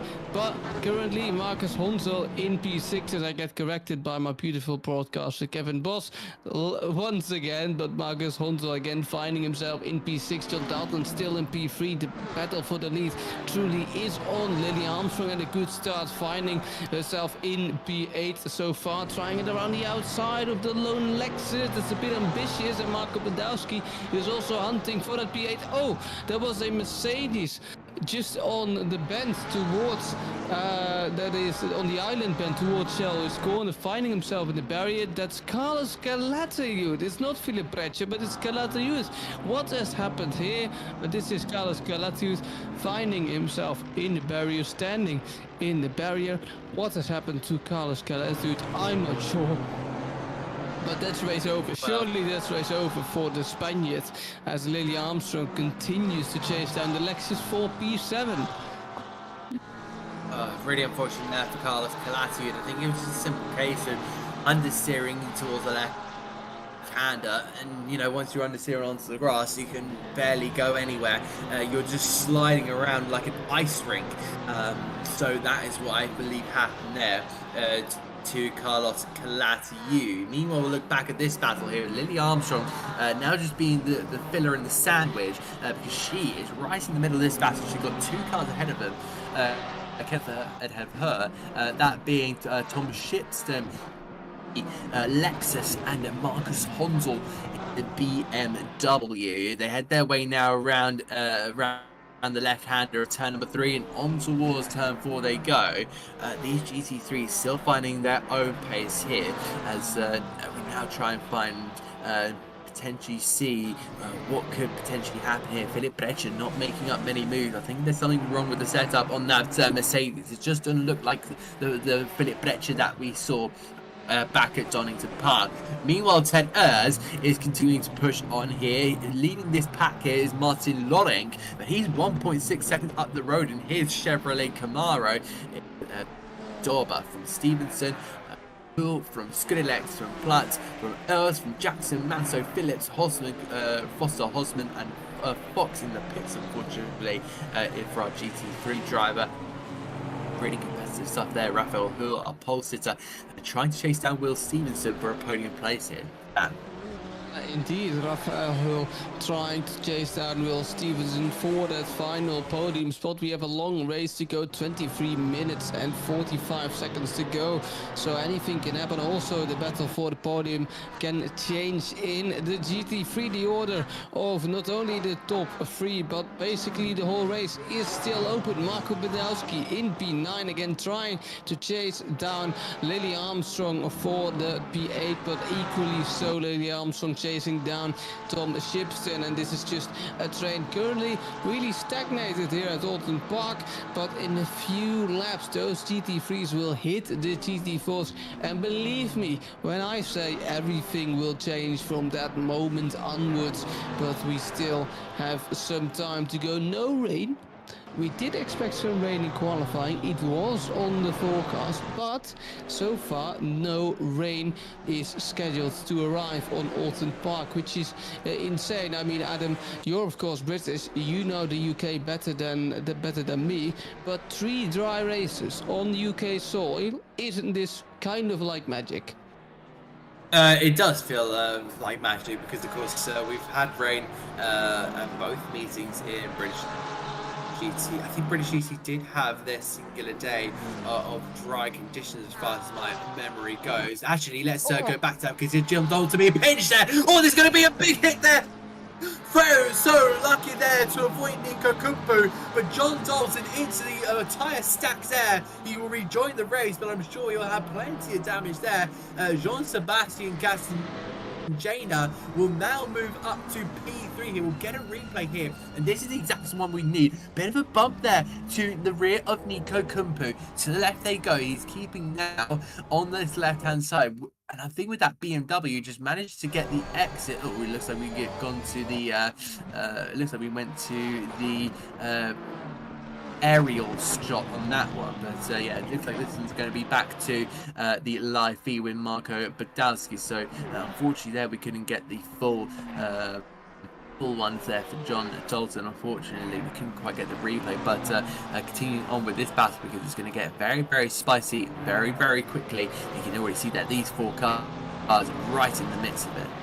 It was actually just live racing. We just saw now something happened with our replay tool, but so far so good for our main live stream. Marco Badowski in P8, so everyone improved the position from P3 onwards, because John Dalton obviously heartbreaking for him, because he was chasing that podium in the first race already, and he was on the podium in this race, of course, but sadly it slips away for him now in the second race after a red flag. Rafael Hull. So I'm almost dying over here. Rafael Hull in P17, trying to overtake Will Stevenson in Shell Oil's corner. Can he do it? Is it ambitious? Yes, it is, but he can't make the move, and I'm going to take some water at him because I'm almost dying. Rafael Hull down in towards the chicane at Britain's, and then he'll go over the hill and on towards the next chicane. But this is Konrad Jensek, who's currently still out there on the circuit at this moment in time. Some very disappointing results here for the Polish drivers. Really struggled. A 16th and a 17th, and then a DNF here at Oulton Park in the first round. But yeah, if he can put himself in the top 15, that will equal points here, and he just needs to stay where he is for now. You can get past there or get overtaken there by Dalton and Breccia, and that won't matter. You just got to keep on the racetrack here. Meanwhile, that's going to be Richard Phillips out of control for a moment there in his Aston Martin Vantage GT4. I thought he was going to go careering into the side of the French of Rafael Hull, so really not sure what happened there. And I'm being pointed out here, Rafael Hull is actually now falling down the field. I wonder. I just don't know if he's had a good start, or if we've completely missed something on the timing screen. But yeah, Rafael Hull right down in the mid pack here. Usually fine with Martin Lorenk and Joey Dorber, but this time he's from pole position. It's not looking ideal. I was almost claimed victim there by the chaos at Oulton Park, like last time in Silverstone. Before me, before Silverstone, there was Adam Reed, our beautiful co-commentator, who almost got victim of the chaos here in the mini British GT season. Look, you know it's a good season when the commentators are have a dry lump in their throat, because that's just how much action this mini British GT season brings. It's so exciting. We almost get casualties in the commentating booth. Luckily not in the broadcasting booth, because Kevin Boss is doing an amazing job for this live stream here. Marco Badowski currently in P8. Again, like I said a few laps ago, like they're still going on, chasing Lily Armstrong for P7, and Lily Armstrong chasing down Tom Shipson for P6. It's a relatively close field here. Diego Catalan isn't as dominant as he was in the first race, but so far the field is closer than last time. But we still need to hit these GT4s, which will happen in a short period of time. I was already expecting they would have hit those GT4s, but I think it's taking them a little bit longer this time. My mind could also be completely wrong, but it looks like it's taking them a little longer than last time. Philip Breccia is currently in P12. This is only damage limitation for Philip Breccia. He's trying to overtake Jetson in the BMW through that right-hander. He goes double right-hander. So far, so good, but Philip Breccia doesn't have that P11 so far. He doesn't at this moment in time. I think he's just taking his time. Remember, he's had to go through a whole GT4 pack. Rafael Hull pinched the inside there by Aaron Jackson, and Jackson's going to have to sit in there. The BMW potentially is going to look up the inside, and unfortunately for him, will not be able to get the move done. We'll just have to sit in behind the Raphael Houle, but in toward the British chicane. Once again, there's still singular file, and Manso in that BMW just trying to find any form of traction that he possibly can. Gonna have a look here to the inside of the Knickerbrook chicane, but just not quite getting through on that part. Philip Betch is still sitting behind Jensek, but in 11th. We're going to get a replay here of Aaron Jackson. I wonder, this is Jackson versus Manso. A bit of bumping and barging there, and Manso going through, in fact, but Jackson with that inside line in towards Cascade manages to just stick in front. So a little bit of a tussle there for that little battle. And that's Raphael Houle in the pit lane, and I wonder if there was a collision during that little tussle. I wonder if he's potentially gone off the circuit. The German driver, super unfortunate in that one, and that is going to be him out of the ring. Look back here to Jake Cowling, who's on the fringes of the top 9. He is in that top 10 place, but he wants to go one better. It's underneath the Oulton Park Bridge. And will his next opportunity be to try and get past the next driver, Nico Keller, and his McLaren?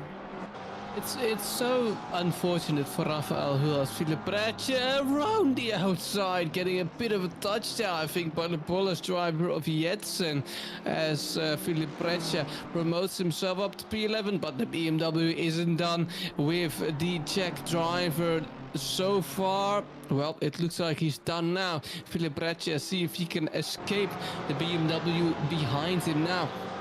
Is this the overtake around the outside? Was there a little touch? I think there was, but Philip Breitje kept the momentum going, kept it on the road, and therefore gets that P11 as well, gets the move done as well. Beautiful there by Philip Breitje. See if he can chase down others now, because it's only a 5.1 second gap to Howling. It's you know, the gap to from Howling to Keller to Badowski to Armstrong isn't that far either, as Marco Badowski has lost some time to Lily Armstrong there, I see. But going back to Raphael Houle, so unfortunate. 2 races, 2 bad races for him. That's wow. See, that wasn't a gasp because I was bored, by the way. It's just me being tired, because this race is exceeding expectations almost, because Oulton Park, it really does always deliver, but it delivering this well, out of this world. Tom Shipston anyway in P6, trying to chase down a top 5 spot for Hansel. If I'm not mistaken, that will be his best result of the season either way, and it's a Porsche on 2 wheels trying to complete the bend, complete the lap, but that's something you don't see every day. GT4 on 2 wheels. Lily Armstrong avoiding that GT4, and with 14 minutes to go, the GT4s have well, need to look in their rear view mirrors as the GT3s are scuttling all around the track to avoid them.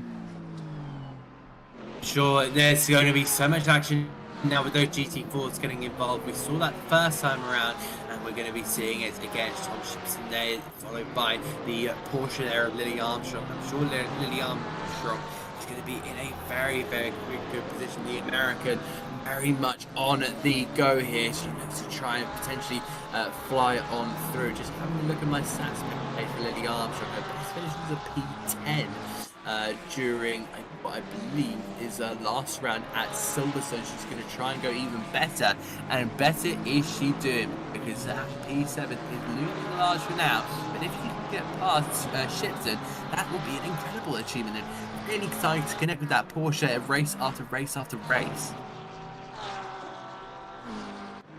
Yes, indeed, I did the blunder again, but there I am.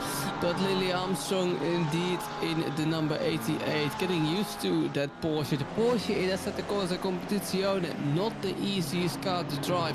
It doesn't have a lot of traction because well, the engine is at the rear. Some even say in real life it's kind of a engined car, but in ACC it's definitely rear engined, and that means that the rear is just a little bit more unstable. But if you can get it unlocked, the reward is great, as Lily Armstrong is, oh, that's contact between Tom Shipston and Carmenzo in the BMW, as Lily Armstrong needs to go around the outside of Cascades to overtake the GT4, and the Lexus trying to almost attack Honzel there in P5, but he lost a lot of time. Lily Armstrong might have to say something about that because of it. Around the outside she goes, can she hang on?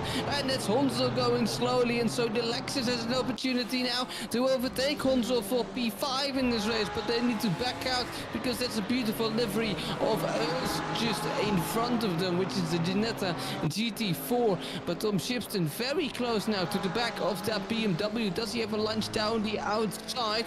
This is carnage, absolute carnage. GT4 is trying to avoid GT3s, and oh, there's Lily Armstrong going off the road there, getting an off track, no doubt. So she has to be careful because she only can permit herself 2 more off tracks, otherwise she will get a drive through. No penalty so far. Those will get through in a bit, but Adam, absolute chaos so far. Yeah, very much for these drivers. They're gonna have to really dart their way through, and it's like trying to, it's really like trying to fit the needle through a gap there. It's so small. You've really just got to just throw it in there and hope that it fits. You've only got 1 attempt, otherwise you may be going door banging too hard into an Armco barrier. Lily Armstrong managing to keep that 7th place. I don't think she'll be wanting to try for any off tracks yet, but if that opportunity opens, that door will very much be on the way open. She's looking for potentially here because I think she's noticed Spoda Skrillex there on that outside line. She won't be able to go for a move here, but look at the background there, Marko Podolski trying to go for a move on the Porsche, but will she try that inside line in towards the hairpin? She'll have to try that outside line and see if she can find any form of momentum. There's another Ginetta just up in front. How much of a holder will that be? Shipson having to hold position there into the Britton chicane, and Marko Podolski this time snipping the rear end here. It's a bit of a dangerous one here. They had their way over the crest here, and Lily Armstrong will get past the Ginetta, but not quite the Lexus, and Marko Podolski will follow in through, hitting that chicane here. But I'm sure there's going to be a little bit of frustration there for Armstrong, as she looks to potentially move ahead of the Lexus, but just cannot seem to find any form of room. And any form of room isn't very easy to find here at Oulton Park, because it's one of the tighter tracks on the calendar. Lily Armstrong trying to get by the Lexus, as Honzel trying to get by the KTM of, I think that is Joey Darber. Darber having a much better race than last time, but you know who's even having a better race than Joey Darber? It's Martin Lorenk in P14 overall, P1 in the GT4 category. Yeah, don't blame me, Adam. I'm not a native English speaker. Sometimes I have some trouble translating it all from Dutch. But we go on to the race. Still, Lily Armstrong still in P7. Marko Podolski just behind it. And see if your English is a bit better, Adam. Yeah, I'm sure mine will be a little bit more refined compared to yours, but Lily Armstrong for sure trying to look for an overtake. Look at Marco Honzel there, trying to find Martin Lorenk there. This is going to be a little bit tight. Remember, Lorenk is the leader of the GT4 category, and more opportunities open here for the likes of Shipson and Armstrong to try and potentially go on through. But Podolski's going to get a little bit caught up there with Martin Lorenk. Looks like Loren getting squeezed there by the Porsche of Armstrong, but now it's back to this 3-way fight. Podolski's having to drop a couple of seconds behind us as well, but this is cut really close up to the battle for 5th, and we've only found ourselves with 8 minutes to go left of this race. So Lily Armstrong is very much going to try and find a move here, but Marko Honzel is going to try and find potentially to see if they can potentially move on through, and I think we're going to get a bit of a track reset. Yes. It seemed like something happening with our server, so it looks like we're now going to have to do a little bit of filling here, Dan, but Yes. let's have a look at the race as a whole, kind of remember everything that's gone through. We had Kalati in the barrier. We have Breccia moving up to P11 from the very back of the grid behind the GT4s. You know, there was a lot of entertainment, and it seemed like everyone was a little bit more well behaved compared to that first race. Just want to point out, issue is at our stream, so no server issues, so the race is still going on, but we'll go back to the race very shortly. But what you say, Adam, is completely right. We have such a chaotic race. Philip Breccia having a better race this time. A lot of GT4s finding, struggling a bit with the GT3 traffic, but I don't say it's identical to race 1, but we are seeing the same kind of incidents and the same kind of chaos like we saw in race 1, which I think is absolutely beautiful. I think this mini British GT season in the whole is fantastic because of the chaos we have in the race. As we are now back on the stream, this is Marco Badowski in P8. We rejoin with Marco Badowski in P8 with 6 minutes and 30 seconds on the clock as the race is winding down. The track temperature is going up. We started race 1 with 24 degrees on track temperature. We are now on 28 degrees of track temperature. What does this mean? Colder track temperature is better for grip.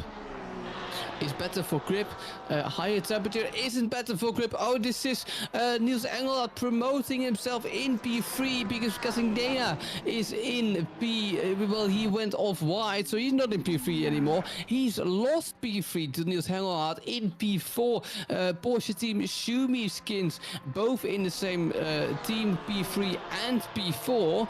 So, you know, it's going to be heartbreaking for Engelhardt seeing his teammate lose P3. But of course he wants that P3 himself, so you know, he thinks I'll take that and have that P3 so far. So yeah, mistake there by the 911 Porsche and triumph for the 992 Porsche GT3 car because he promotes himself up in P3. Can Marco Badowski promote himself up in P7?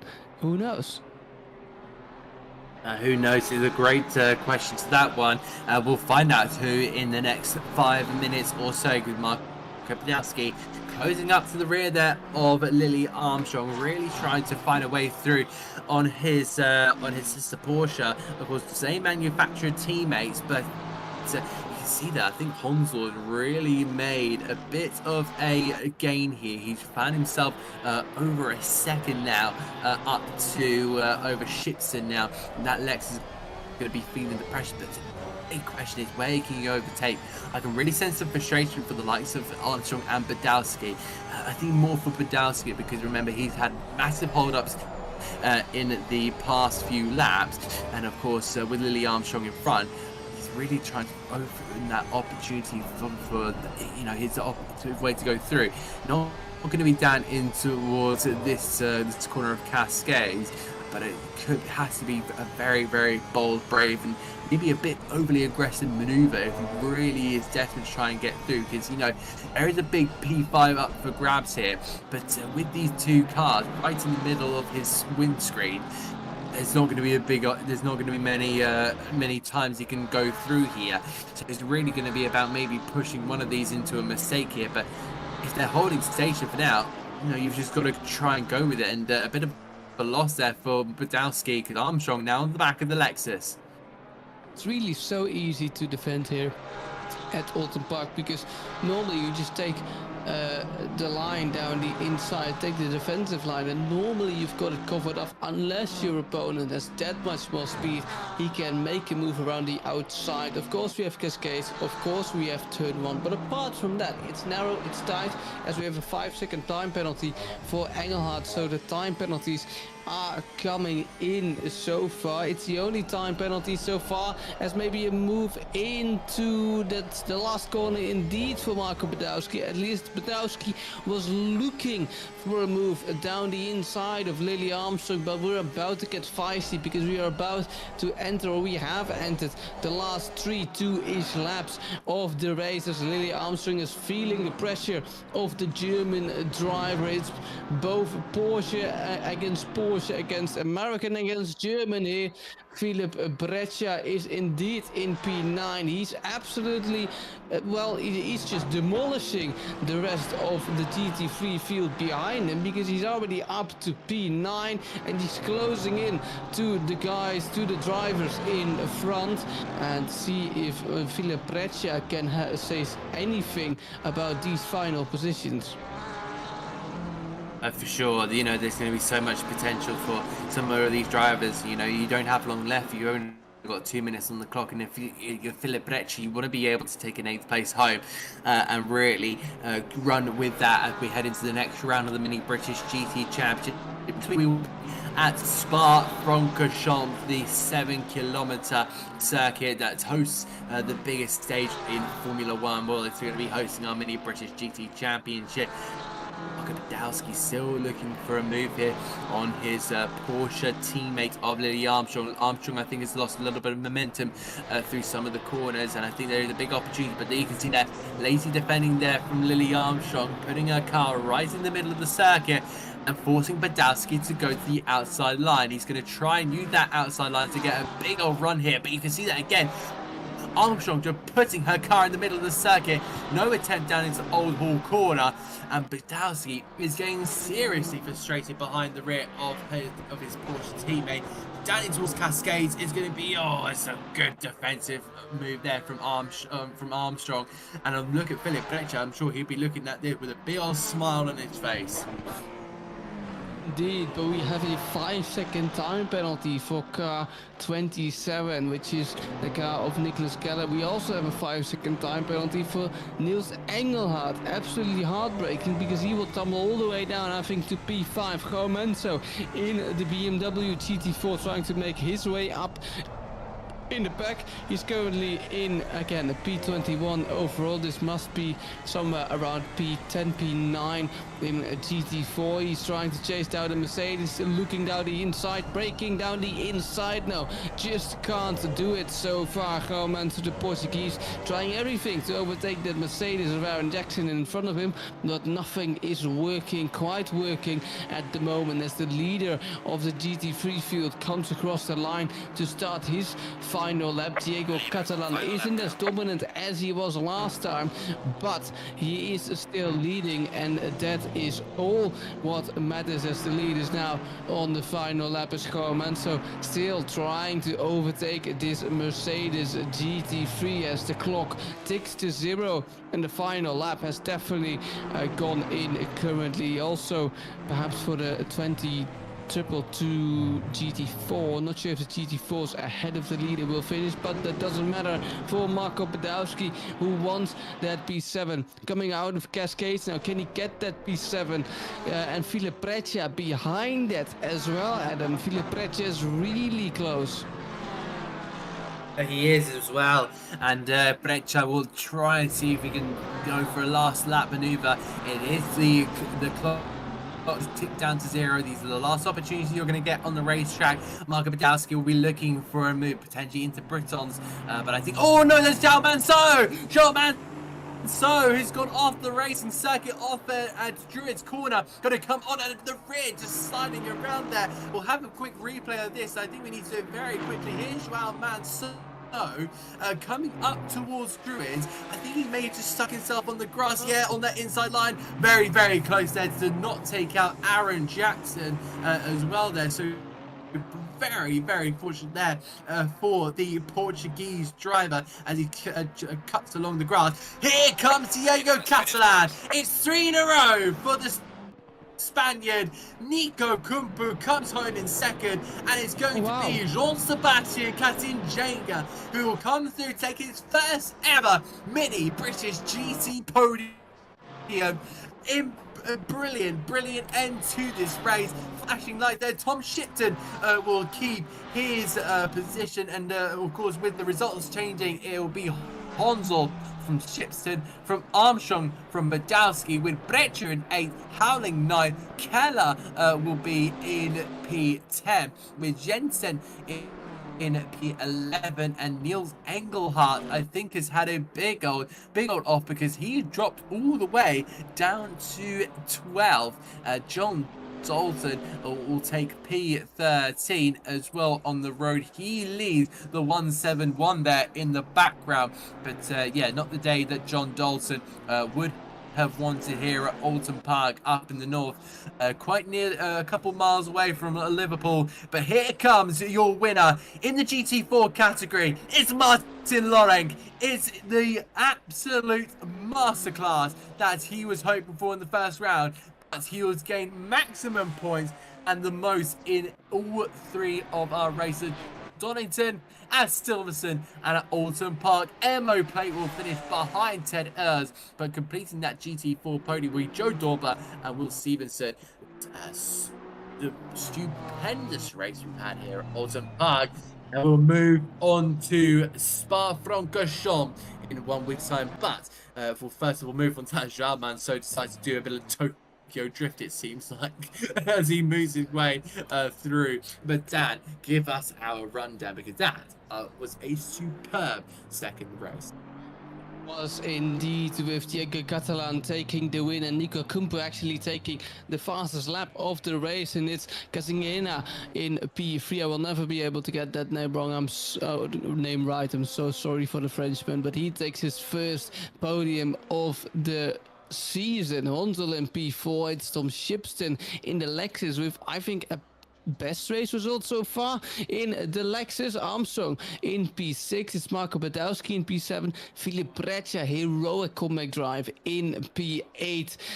Howling in P9. It's Jetson in P10, followed by Keller, followed by Engelhardt. I wonder what happened to Engelhardt, because he was driving in P4 not so long before the end of the race. John Dalton obviously didn't have the best of days here at Oulton Park, followed by Carlos Calathiud, followed by Sontag, followed by Nicole Fox, and the end result of the GT4 and grid is done by Andy Portman, finished by Andy Portman. Martin Loreng, of course, your winner in the GT4. Then it's Joey Darber who gets P2 on the line. Will Stevenson gets P3 after crossing the line. Spoder Shredix in P4, followed by Urs, followed by Plate, Jackson, Phillips, Manso, Foster, Hosman, Hull, and I think it was Ackers in P last in the GT4 field, as we are trying to load in the standings of the last race, but we'll just talk through that as our broadcaster is fixing that image. And yeah, Adam, I mean, what are two races we have had? Full of chaos, full of GT4 shenanigans, full of lap car shenanigans. How many shenanigans do we want? As we are going to start with the split 2 highlights here. Now the standings before the third round. So we will go to the standings after the second round of the Mini British GT 2025 split 2 category. Adam, take it away. I will do. So here's split 2. Les Stevenson took P1 there, and he will now lead the championship by 18 points over Sam Lloyd, Richard Whittle, with Andrew Reef in P4. Tom Watson, is Aston Martin, will be on 34 points ahead of Idris Partes, the Polish driver there in 4th, with Peter Lundqvist, the 999 there, Lamborghini in 7th, with Ibiza racer Nicholas Galloway and Matthew Henry. No points there for the Mercedes, for the Ferrari 296 GT3. Fine, P11 with no points here for Adnan Pusina, Cairo Samuel, Jake Spinner, Gucci Speed and Fallen Yoksan in their respective cars. They will sign out. Unfortunately for those guys, they will not be getting any points. On to the GT4s, and we find Callum Kerrigan, who will now lead the championship with a huge advantage there. 22 points only. Rudy Philmanter, who had a not best race there in race 1 of the second split. His Genetta GT5 G4 currently sits second there. Peter Varga will sit in P3 here. He is 4 points there off Philmanter, with Daniel Crimson and Ewald Wienchen with Tessa Thurbley in the Alpine. Damien Lowe will be in 7th, followed by Benjamin L.A. and Hugo Duby, the Frenchman, in the Alpine. Philip Rina the Mercedes in P10 on 15 points for the Czech driver. Then we move into 11th, where we find Bernardo Teixeira in 13th in his Alpine. Alex Davey in 12th place there on 7 points, followed by Reece Wilkinson. His Ginetta, he grabs 5 points on the board. Most with a 0 and signed out. James Purchase, Dave Beckett, and Extreme. Are your 17 entries for our GT4s at this moment in time? But looking back at our GT2, apparently we had a really good finish for our GT2s, and Les Stevenson got them away from the green lights with Tom Watson. It looked like a very empty field, and it looked like it was very much was on the go, but Les Stevenson was very much on the absolute boosters as he cast our cars down towards Cascade in race 2. Not that Les Stevenson is sort of scraping these wins one by one, but of course Watts is in P2 and he wants that lead as we are watching the race start of Split 2. Reminder, the standings we just saw were the standings before this round, so next round we will see the outcome of the standings we've received from this round, if that makes sense. Les Stevenson in P1 might have finished P2 on the timing board, but there could also be a glitch, so just ignore that. Les Stevenson currently in the race for the victory, of course, and this is a highlight on lap 3. Richard Whittle in P4 driving the Ferrari, not the only Ferrari in the field, because Gallows is just behind him, and that's is that what's going off? Yeah, this is the Aston Martin of what's going on, going off. Well, sort of in the middle of Cascades. I wanted to say coming out of Cascades, but in the middle of Cascades. Richard Whittle then promotes himself up to P3 because of it. This is Ibiza Racer, the Dutchman in the BMW GT3, trying to lap these GT4s. See if any incident comes from this move. Ibiza Racer down the inside of turn 1. So far, so good. The BMW driver finds himself lapping these GT4s. As this is lap 4 of the race. So far, this was actually for position, of course, lapping GT4's for position. Currently he's P13, trying to lap GT4's for position. Yes, that is strange, but Ibiza Racer started probably from the back or had an incident earlier on in this race. An incident we didn't see. It's Callum Carrigan in the Aston Martin just in front of you, fighting for the podium spot in this race. Callum Carrigan trying it around the outside of Cascade, so Ibiza Racer has to wait a little bit in his BMW GT4, but he has the straight line speed advantage. This is Hugo Duby trying to overtake. That's Callum. No, that's not Callum Carrigan. That is another pink livery, so that's the lone McLaren of Alex Davey. And Duby gets past Davey, I think so, unless Davey holds on coming into Britain's, and he doesn't. So Hugo Duby wins that position, wins over that position of Alex Davey. For sure, and some really tough battles all throughout.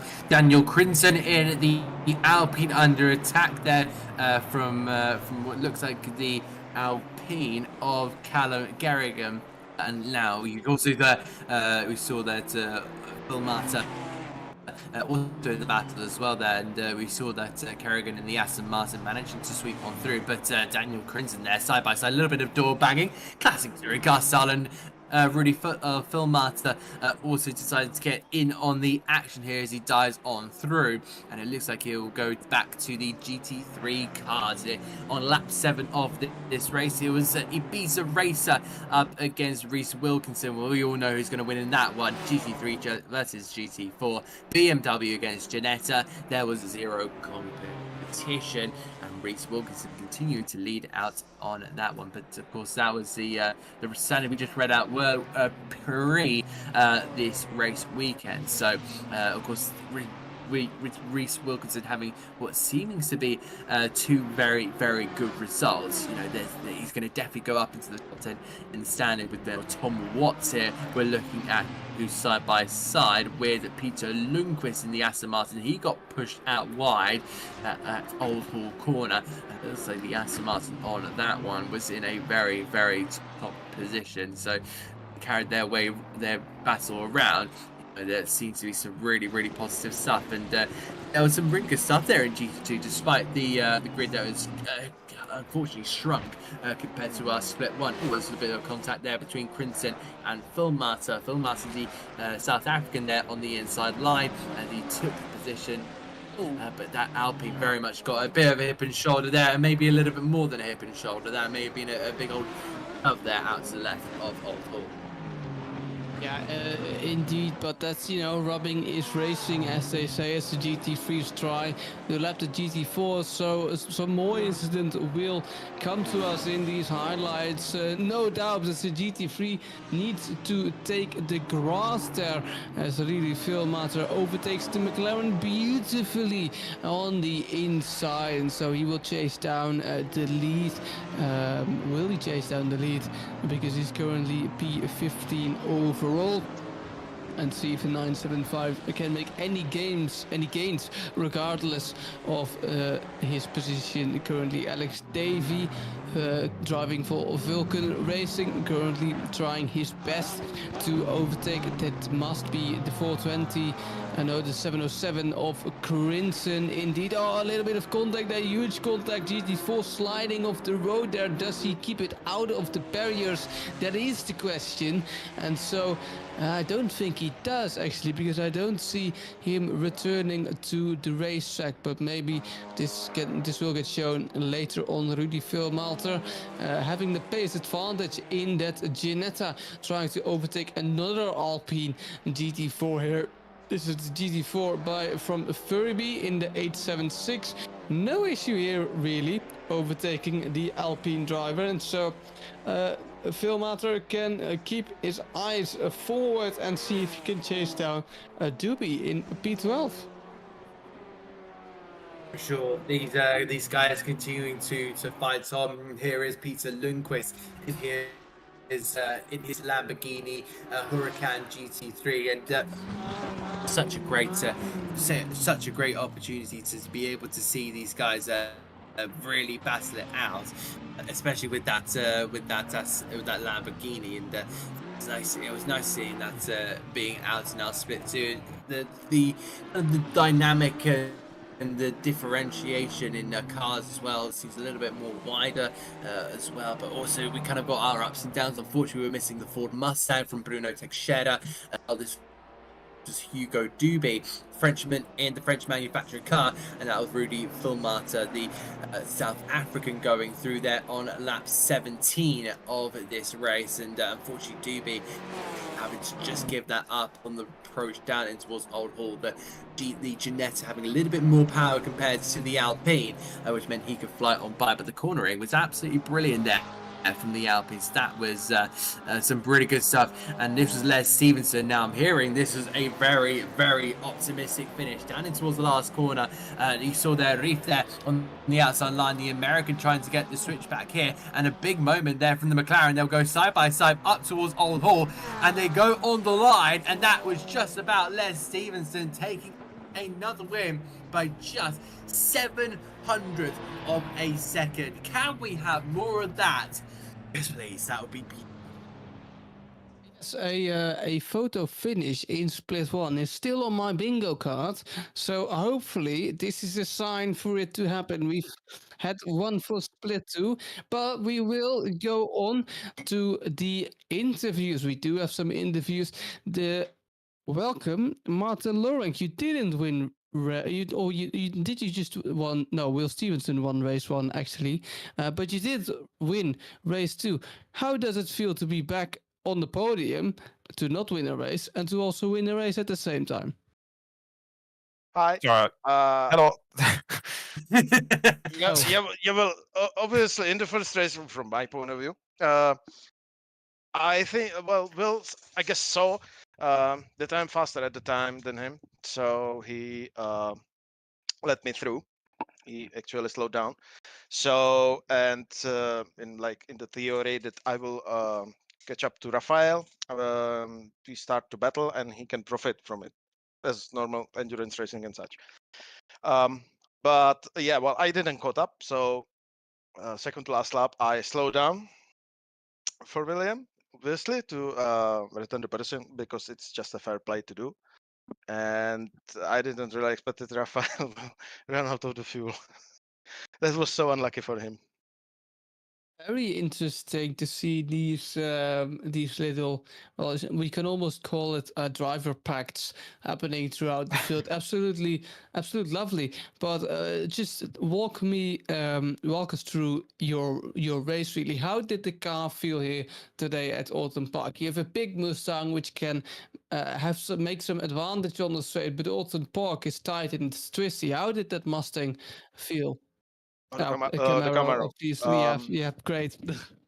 It was, yeah, the Camaro is not that bad. It's pretty nimble for its size. It's not so really catastrophic. Only issue is you can't get more rake than I was running, which was like a bit disappointing. So the car actually started to work properly in last 10 minutes because the rake finally hit the correct numbers. And I think it was even seen that I suddenly sped up and took some fastest laps, at least like my personal best laps, and caught up to Rafael in the race one, pulled some gap to Joe in the race two. So yeah, the later the better for the Camaro, because the tires are not bad, but that's a fun fact considering the size and weight of the car. But yeah, it's kind of like tire saver, similar to Bentley, which is an upset fact as well. To you. Come Of again? course, is over to me, Dan. Yeah. Go on. Of course, Martin, that was a superb result from you. Of course, going into Spa next round, is there going to be a bit of confidence in the boots of yourself, or you're still going to have to do a little bit of work to make sure you're keeping at the front? I'm a little bit nervous with the roof and the radio because let's say Camaro doesn't have too much aero on it, so it's like point and pray kind of situation every lap. Mhm. On the other hand, the pull up to the hill is pretty decent, so I should be fine. Should be fine. I like Spa. Did some good races there with the Camaro. For example, on different leagues, off seasons, so some multi classes. So I know the drill a bit. So I'm like, yeah, I kind of know what to expect. And the Camaro is not that bad there. There are definitely better cars in my hands. For example, Aston GT4. It's a great car there. We managed to really make it fly for some esports races. But yeah, Camaro is not bad. It's reliable. Let's say that way. Thank you very much, Martin. It's been an Thank absolute you. pleasure to talk to you. Go and enjoy your victory. Thank And we'll you. move on Congratulations to to the rest possible of the services. guys on the podium. Take care, Martin. You too. See you around. See you around. So there you go. That was Martin Lorick. We'll move on to Will Stevenson, of course, who took the victory in race one. Will, that was two very dramatic races for you. But let's move on to race one because, of course, you managed to take victory in that one. Of course, is that a real confidence boost from this round? Yeah, I mean, for sure, it probably wasn't the most let's say, deserved win, but obviously, I'll take what I can get. Also, it was nice for Martin to let me back through, obviously, after I highlight him through at the start. So very sportsmanlike from him. And then Rafa to have his, obviously, fuel run out was, yeah, a little bit of a godsend there. And yeah, suddenly I went from third to first on the last lap, and yeah, it was definitely good. Of course, you then kind of fell back in that second race. How difficult is it to kind of match up at the front? Because you know you need that extra 2% compared to everyone else to be able to fight up at the top of the standings and up at the top of the races. How do you go about that? Um, I mean, I could definitely do with probably practicing a little bit more just to try and get myself a bit more on pace. I think I was probably a few tenths off the guys right at the top today, which isn't too bad. Obviously, pace definitely could have been better. Second race was a little bit less on the pace side. I think I was a bit slower at the start than I was towards the end, which was, yeah, but yeah, definitely. I think I still need to work on just trying to get this car a little bit more dialed in to try and, yeah, definitely fight with the guys at the front. Absolutely, Dan. Over to you. Thank you. Yeah, we didn't really see that race 2 start, Will Stevenson. So, from your perspective, how did the start in race 2 go? Which one are we talking about? The first one or the one? Or Oh, the second one? well, do both because we really didn't know what caused the red flag. So, well, you know, the first one as well. Well, I found out I got a warning for the first start, which is funny. I looked to my right, I was paying too much attention clearly to the car on my inside, then looked up and suddenly there was 5 cars in front of me, and so I may have forgotten to brake for the corner, which was stunning. But yeah, obviously a fair warning for that one. But happy that it restarted. And then second actual start, yeah, got past Skrillex off the start again, I think, and then it was just chaos. Literally, GT3 went completely off track, ended up rejoining in front of the entire GT4 field, which kind of allowed me to go to the inside of both Huel and Dorber. Just got past Huel, had to drop back behind Dorber, and kind of then just had to, yeah, defend from there. It's, tell me, did your Ginetta, especially your Ginetta, has looked very strong throughout the season? How's the Ginetta to handle, especially at Oulton Park? I mean, it's a very stable car. It's actually really quite good to drive. I've always had a fairly nice time kind of driving it. It's a right-hand drive car, which definitely is more suited for me. But yeah, it's nice and stable. It kind of does what you want it to do, but it just does lack that top end speed a tiny bit. But yeah, it's all very predictable, which is nice. Thank you for that explanation about the Ginetta. Lovely car. If you would rate it from 1 to 10 about its looks, what number would you give it? 10 out of 10 is the best car in the game, other than maybe the Bentley. Isn't there some British spies in there? No, not at all. I don't know what you're on about. All right. Well, absolutely no bias. thank you for competing in the third round. We'll hopefully see you next time at Spa and see if you can rack up another win there. Good luck. I'll be back for round 5. Unfortunately, I'm not here for Spa, so I'll be back for, what is it, Snetterton? Yeah, so I'll be back for Snetterton. Yes. But good luck to everyone racing at Spa next week. Thank you, as always, to you guys for the comms and to the stewards for dealing with all the chaos. Thank you. We'll do our best. All right. Well, then we approach the end of the stream. We look forward, obviously, to our the next week to the race in Spa-Francorchamps after the actual 24 hours of Spa. So that's going to be a lovely race. Spa, of course. There will plenty can and probably will happen at Spa in that race, so that's definitely one to look forward to. I also need to thank our partners once more: Greenman Gaming, Coach Dave Delta, IMB Raceway, Motorsport UK, and obviously I can't forget Moza Racing. But that's going to be all it here from our end at RCI, from the virtual comms box at Oulton Park.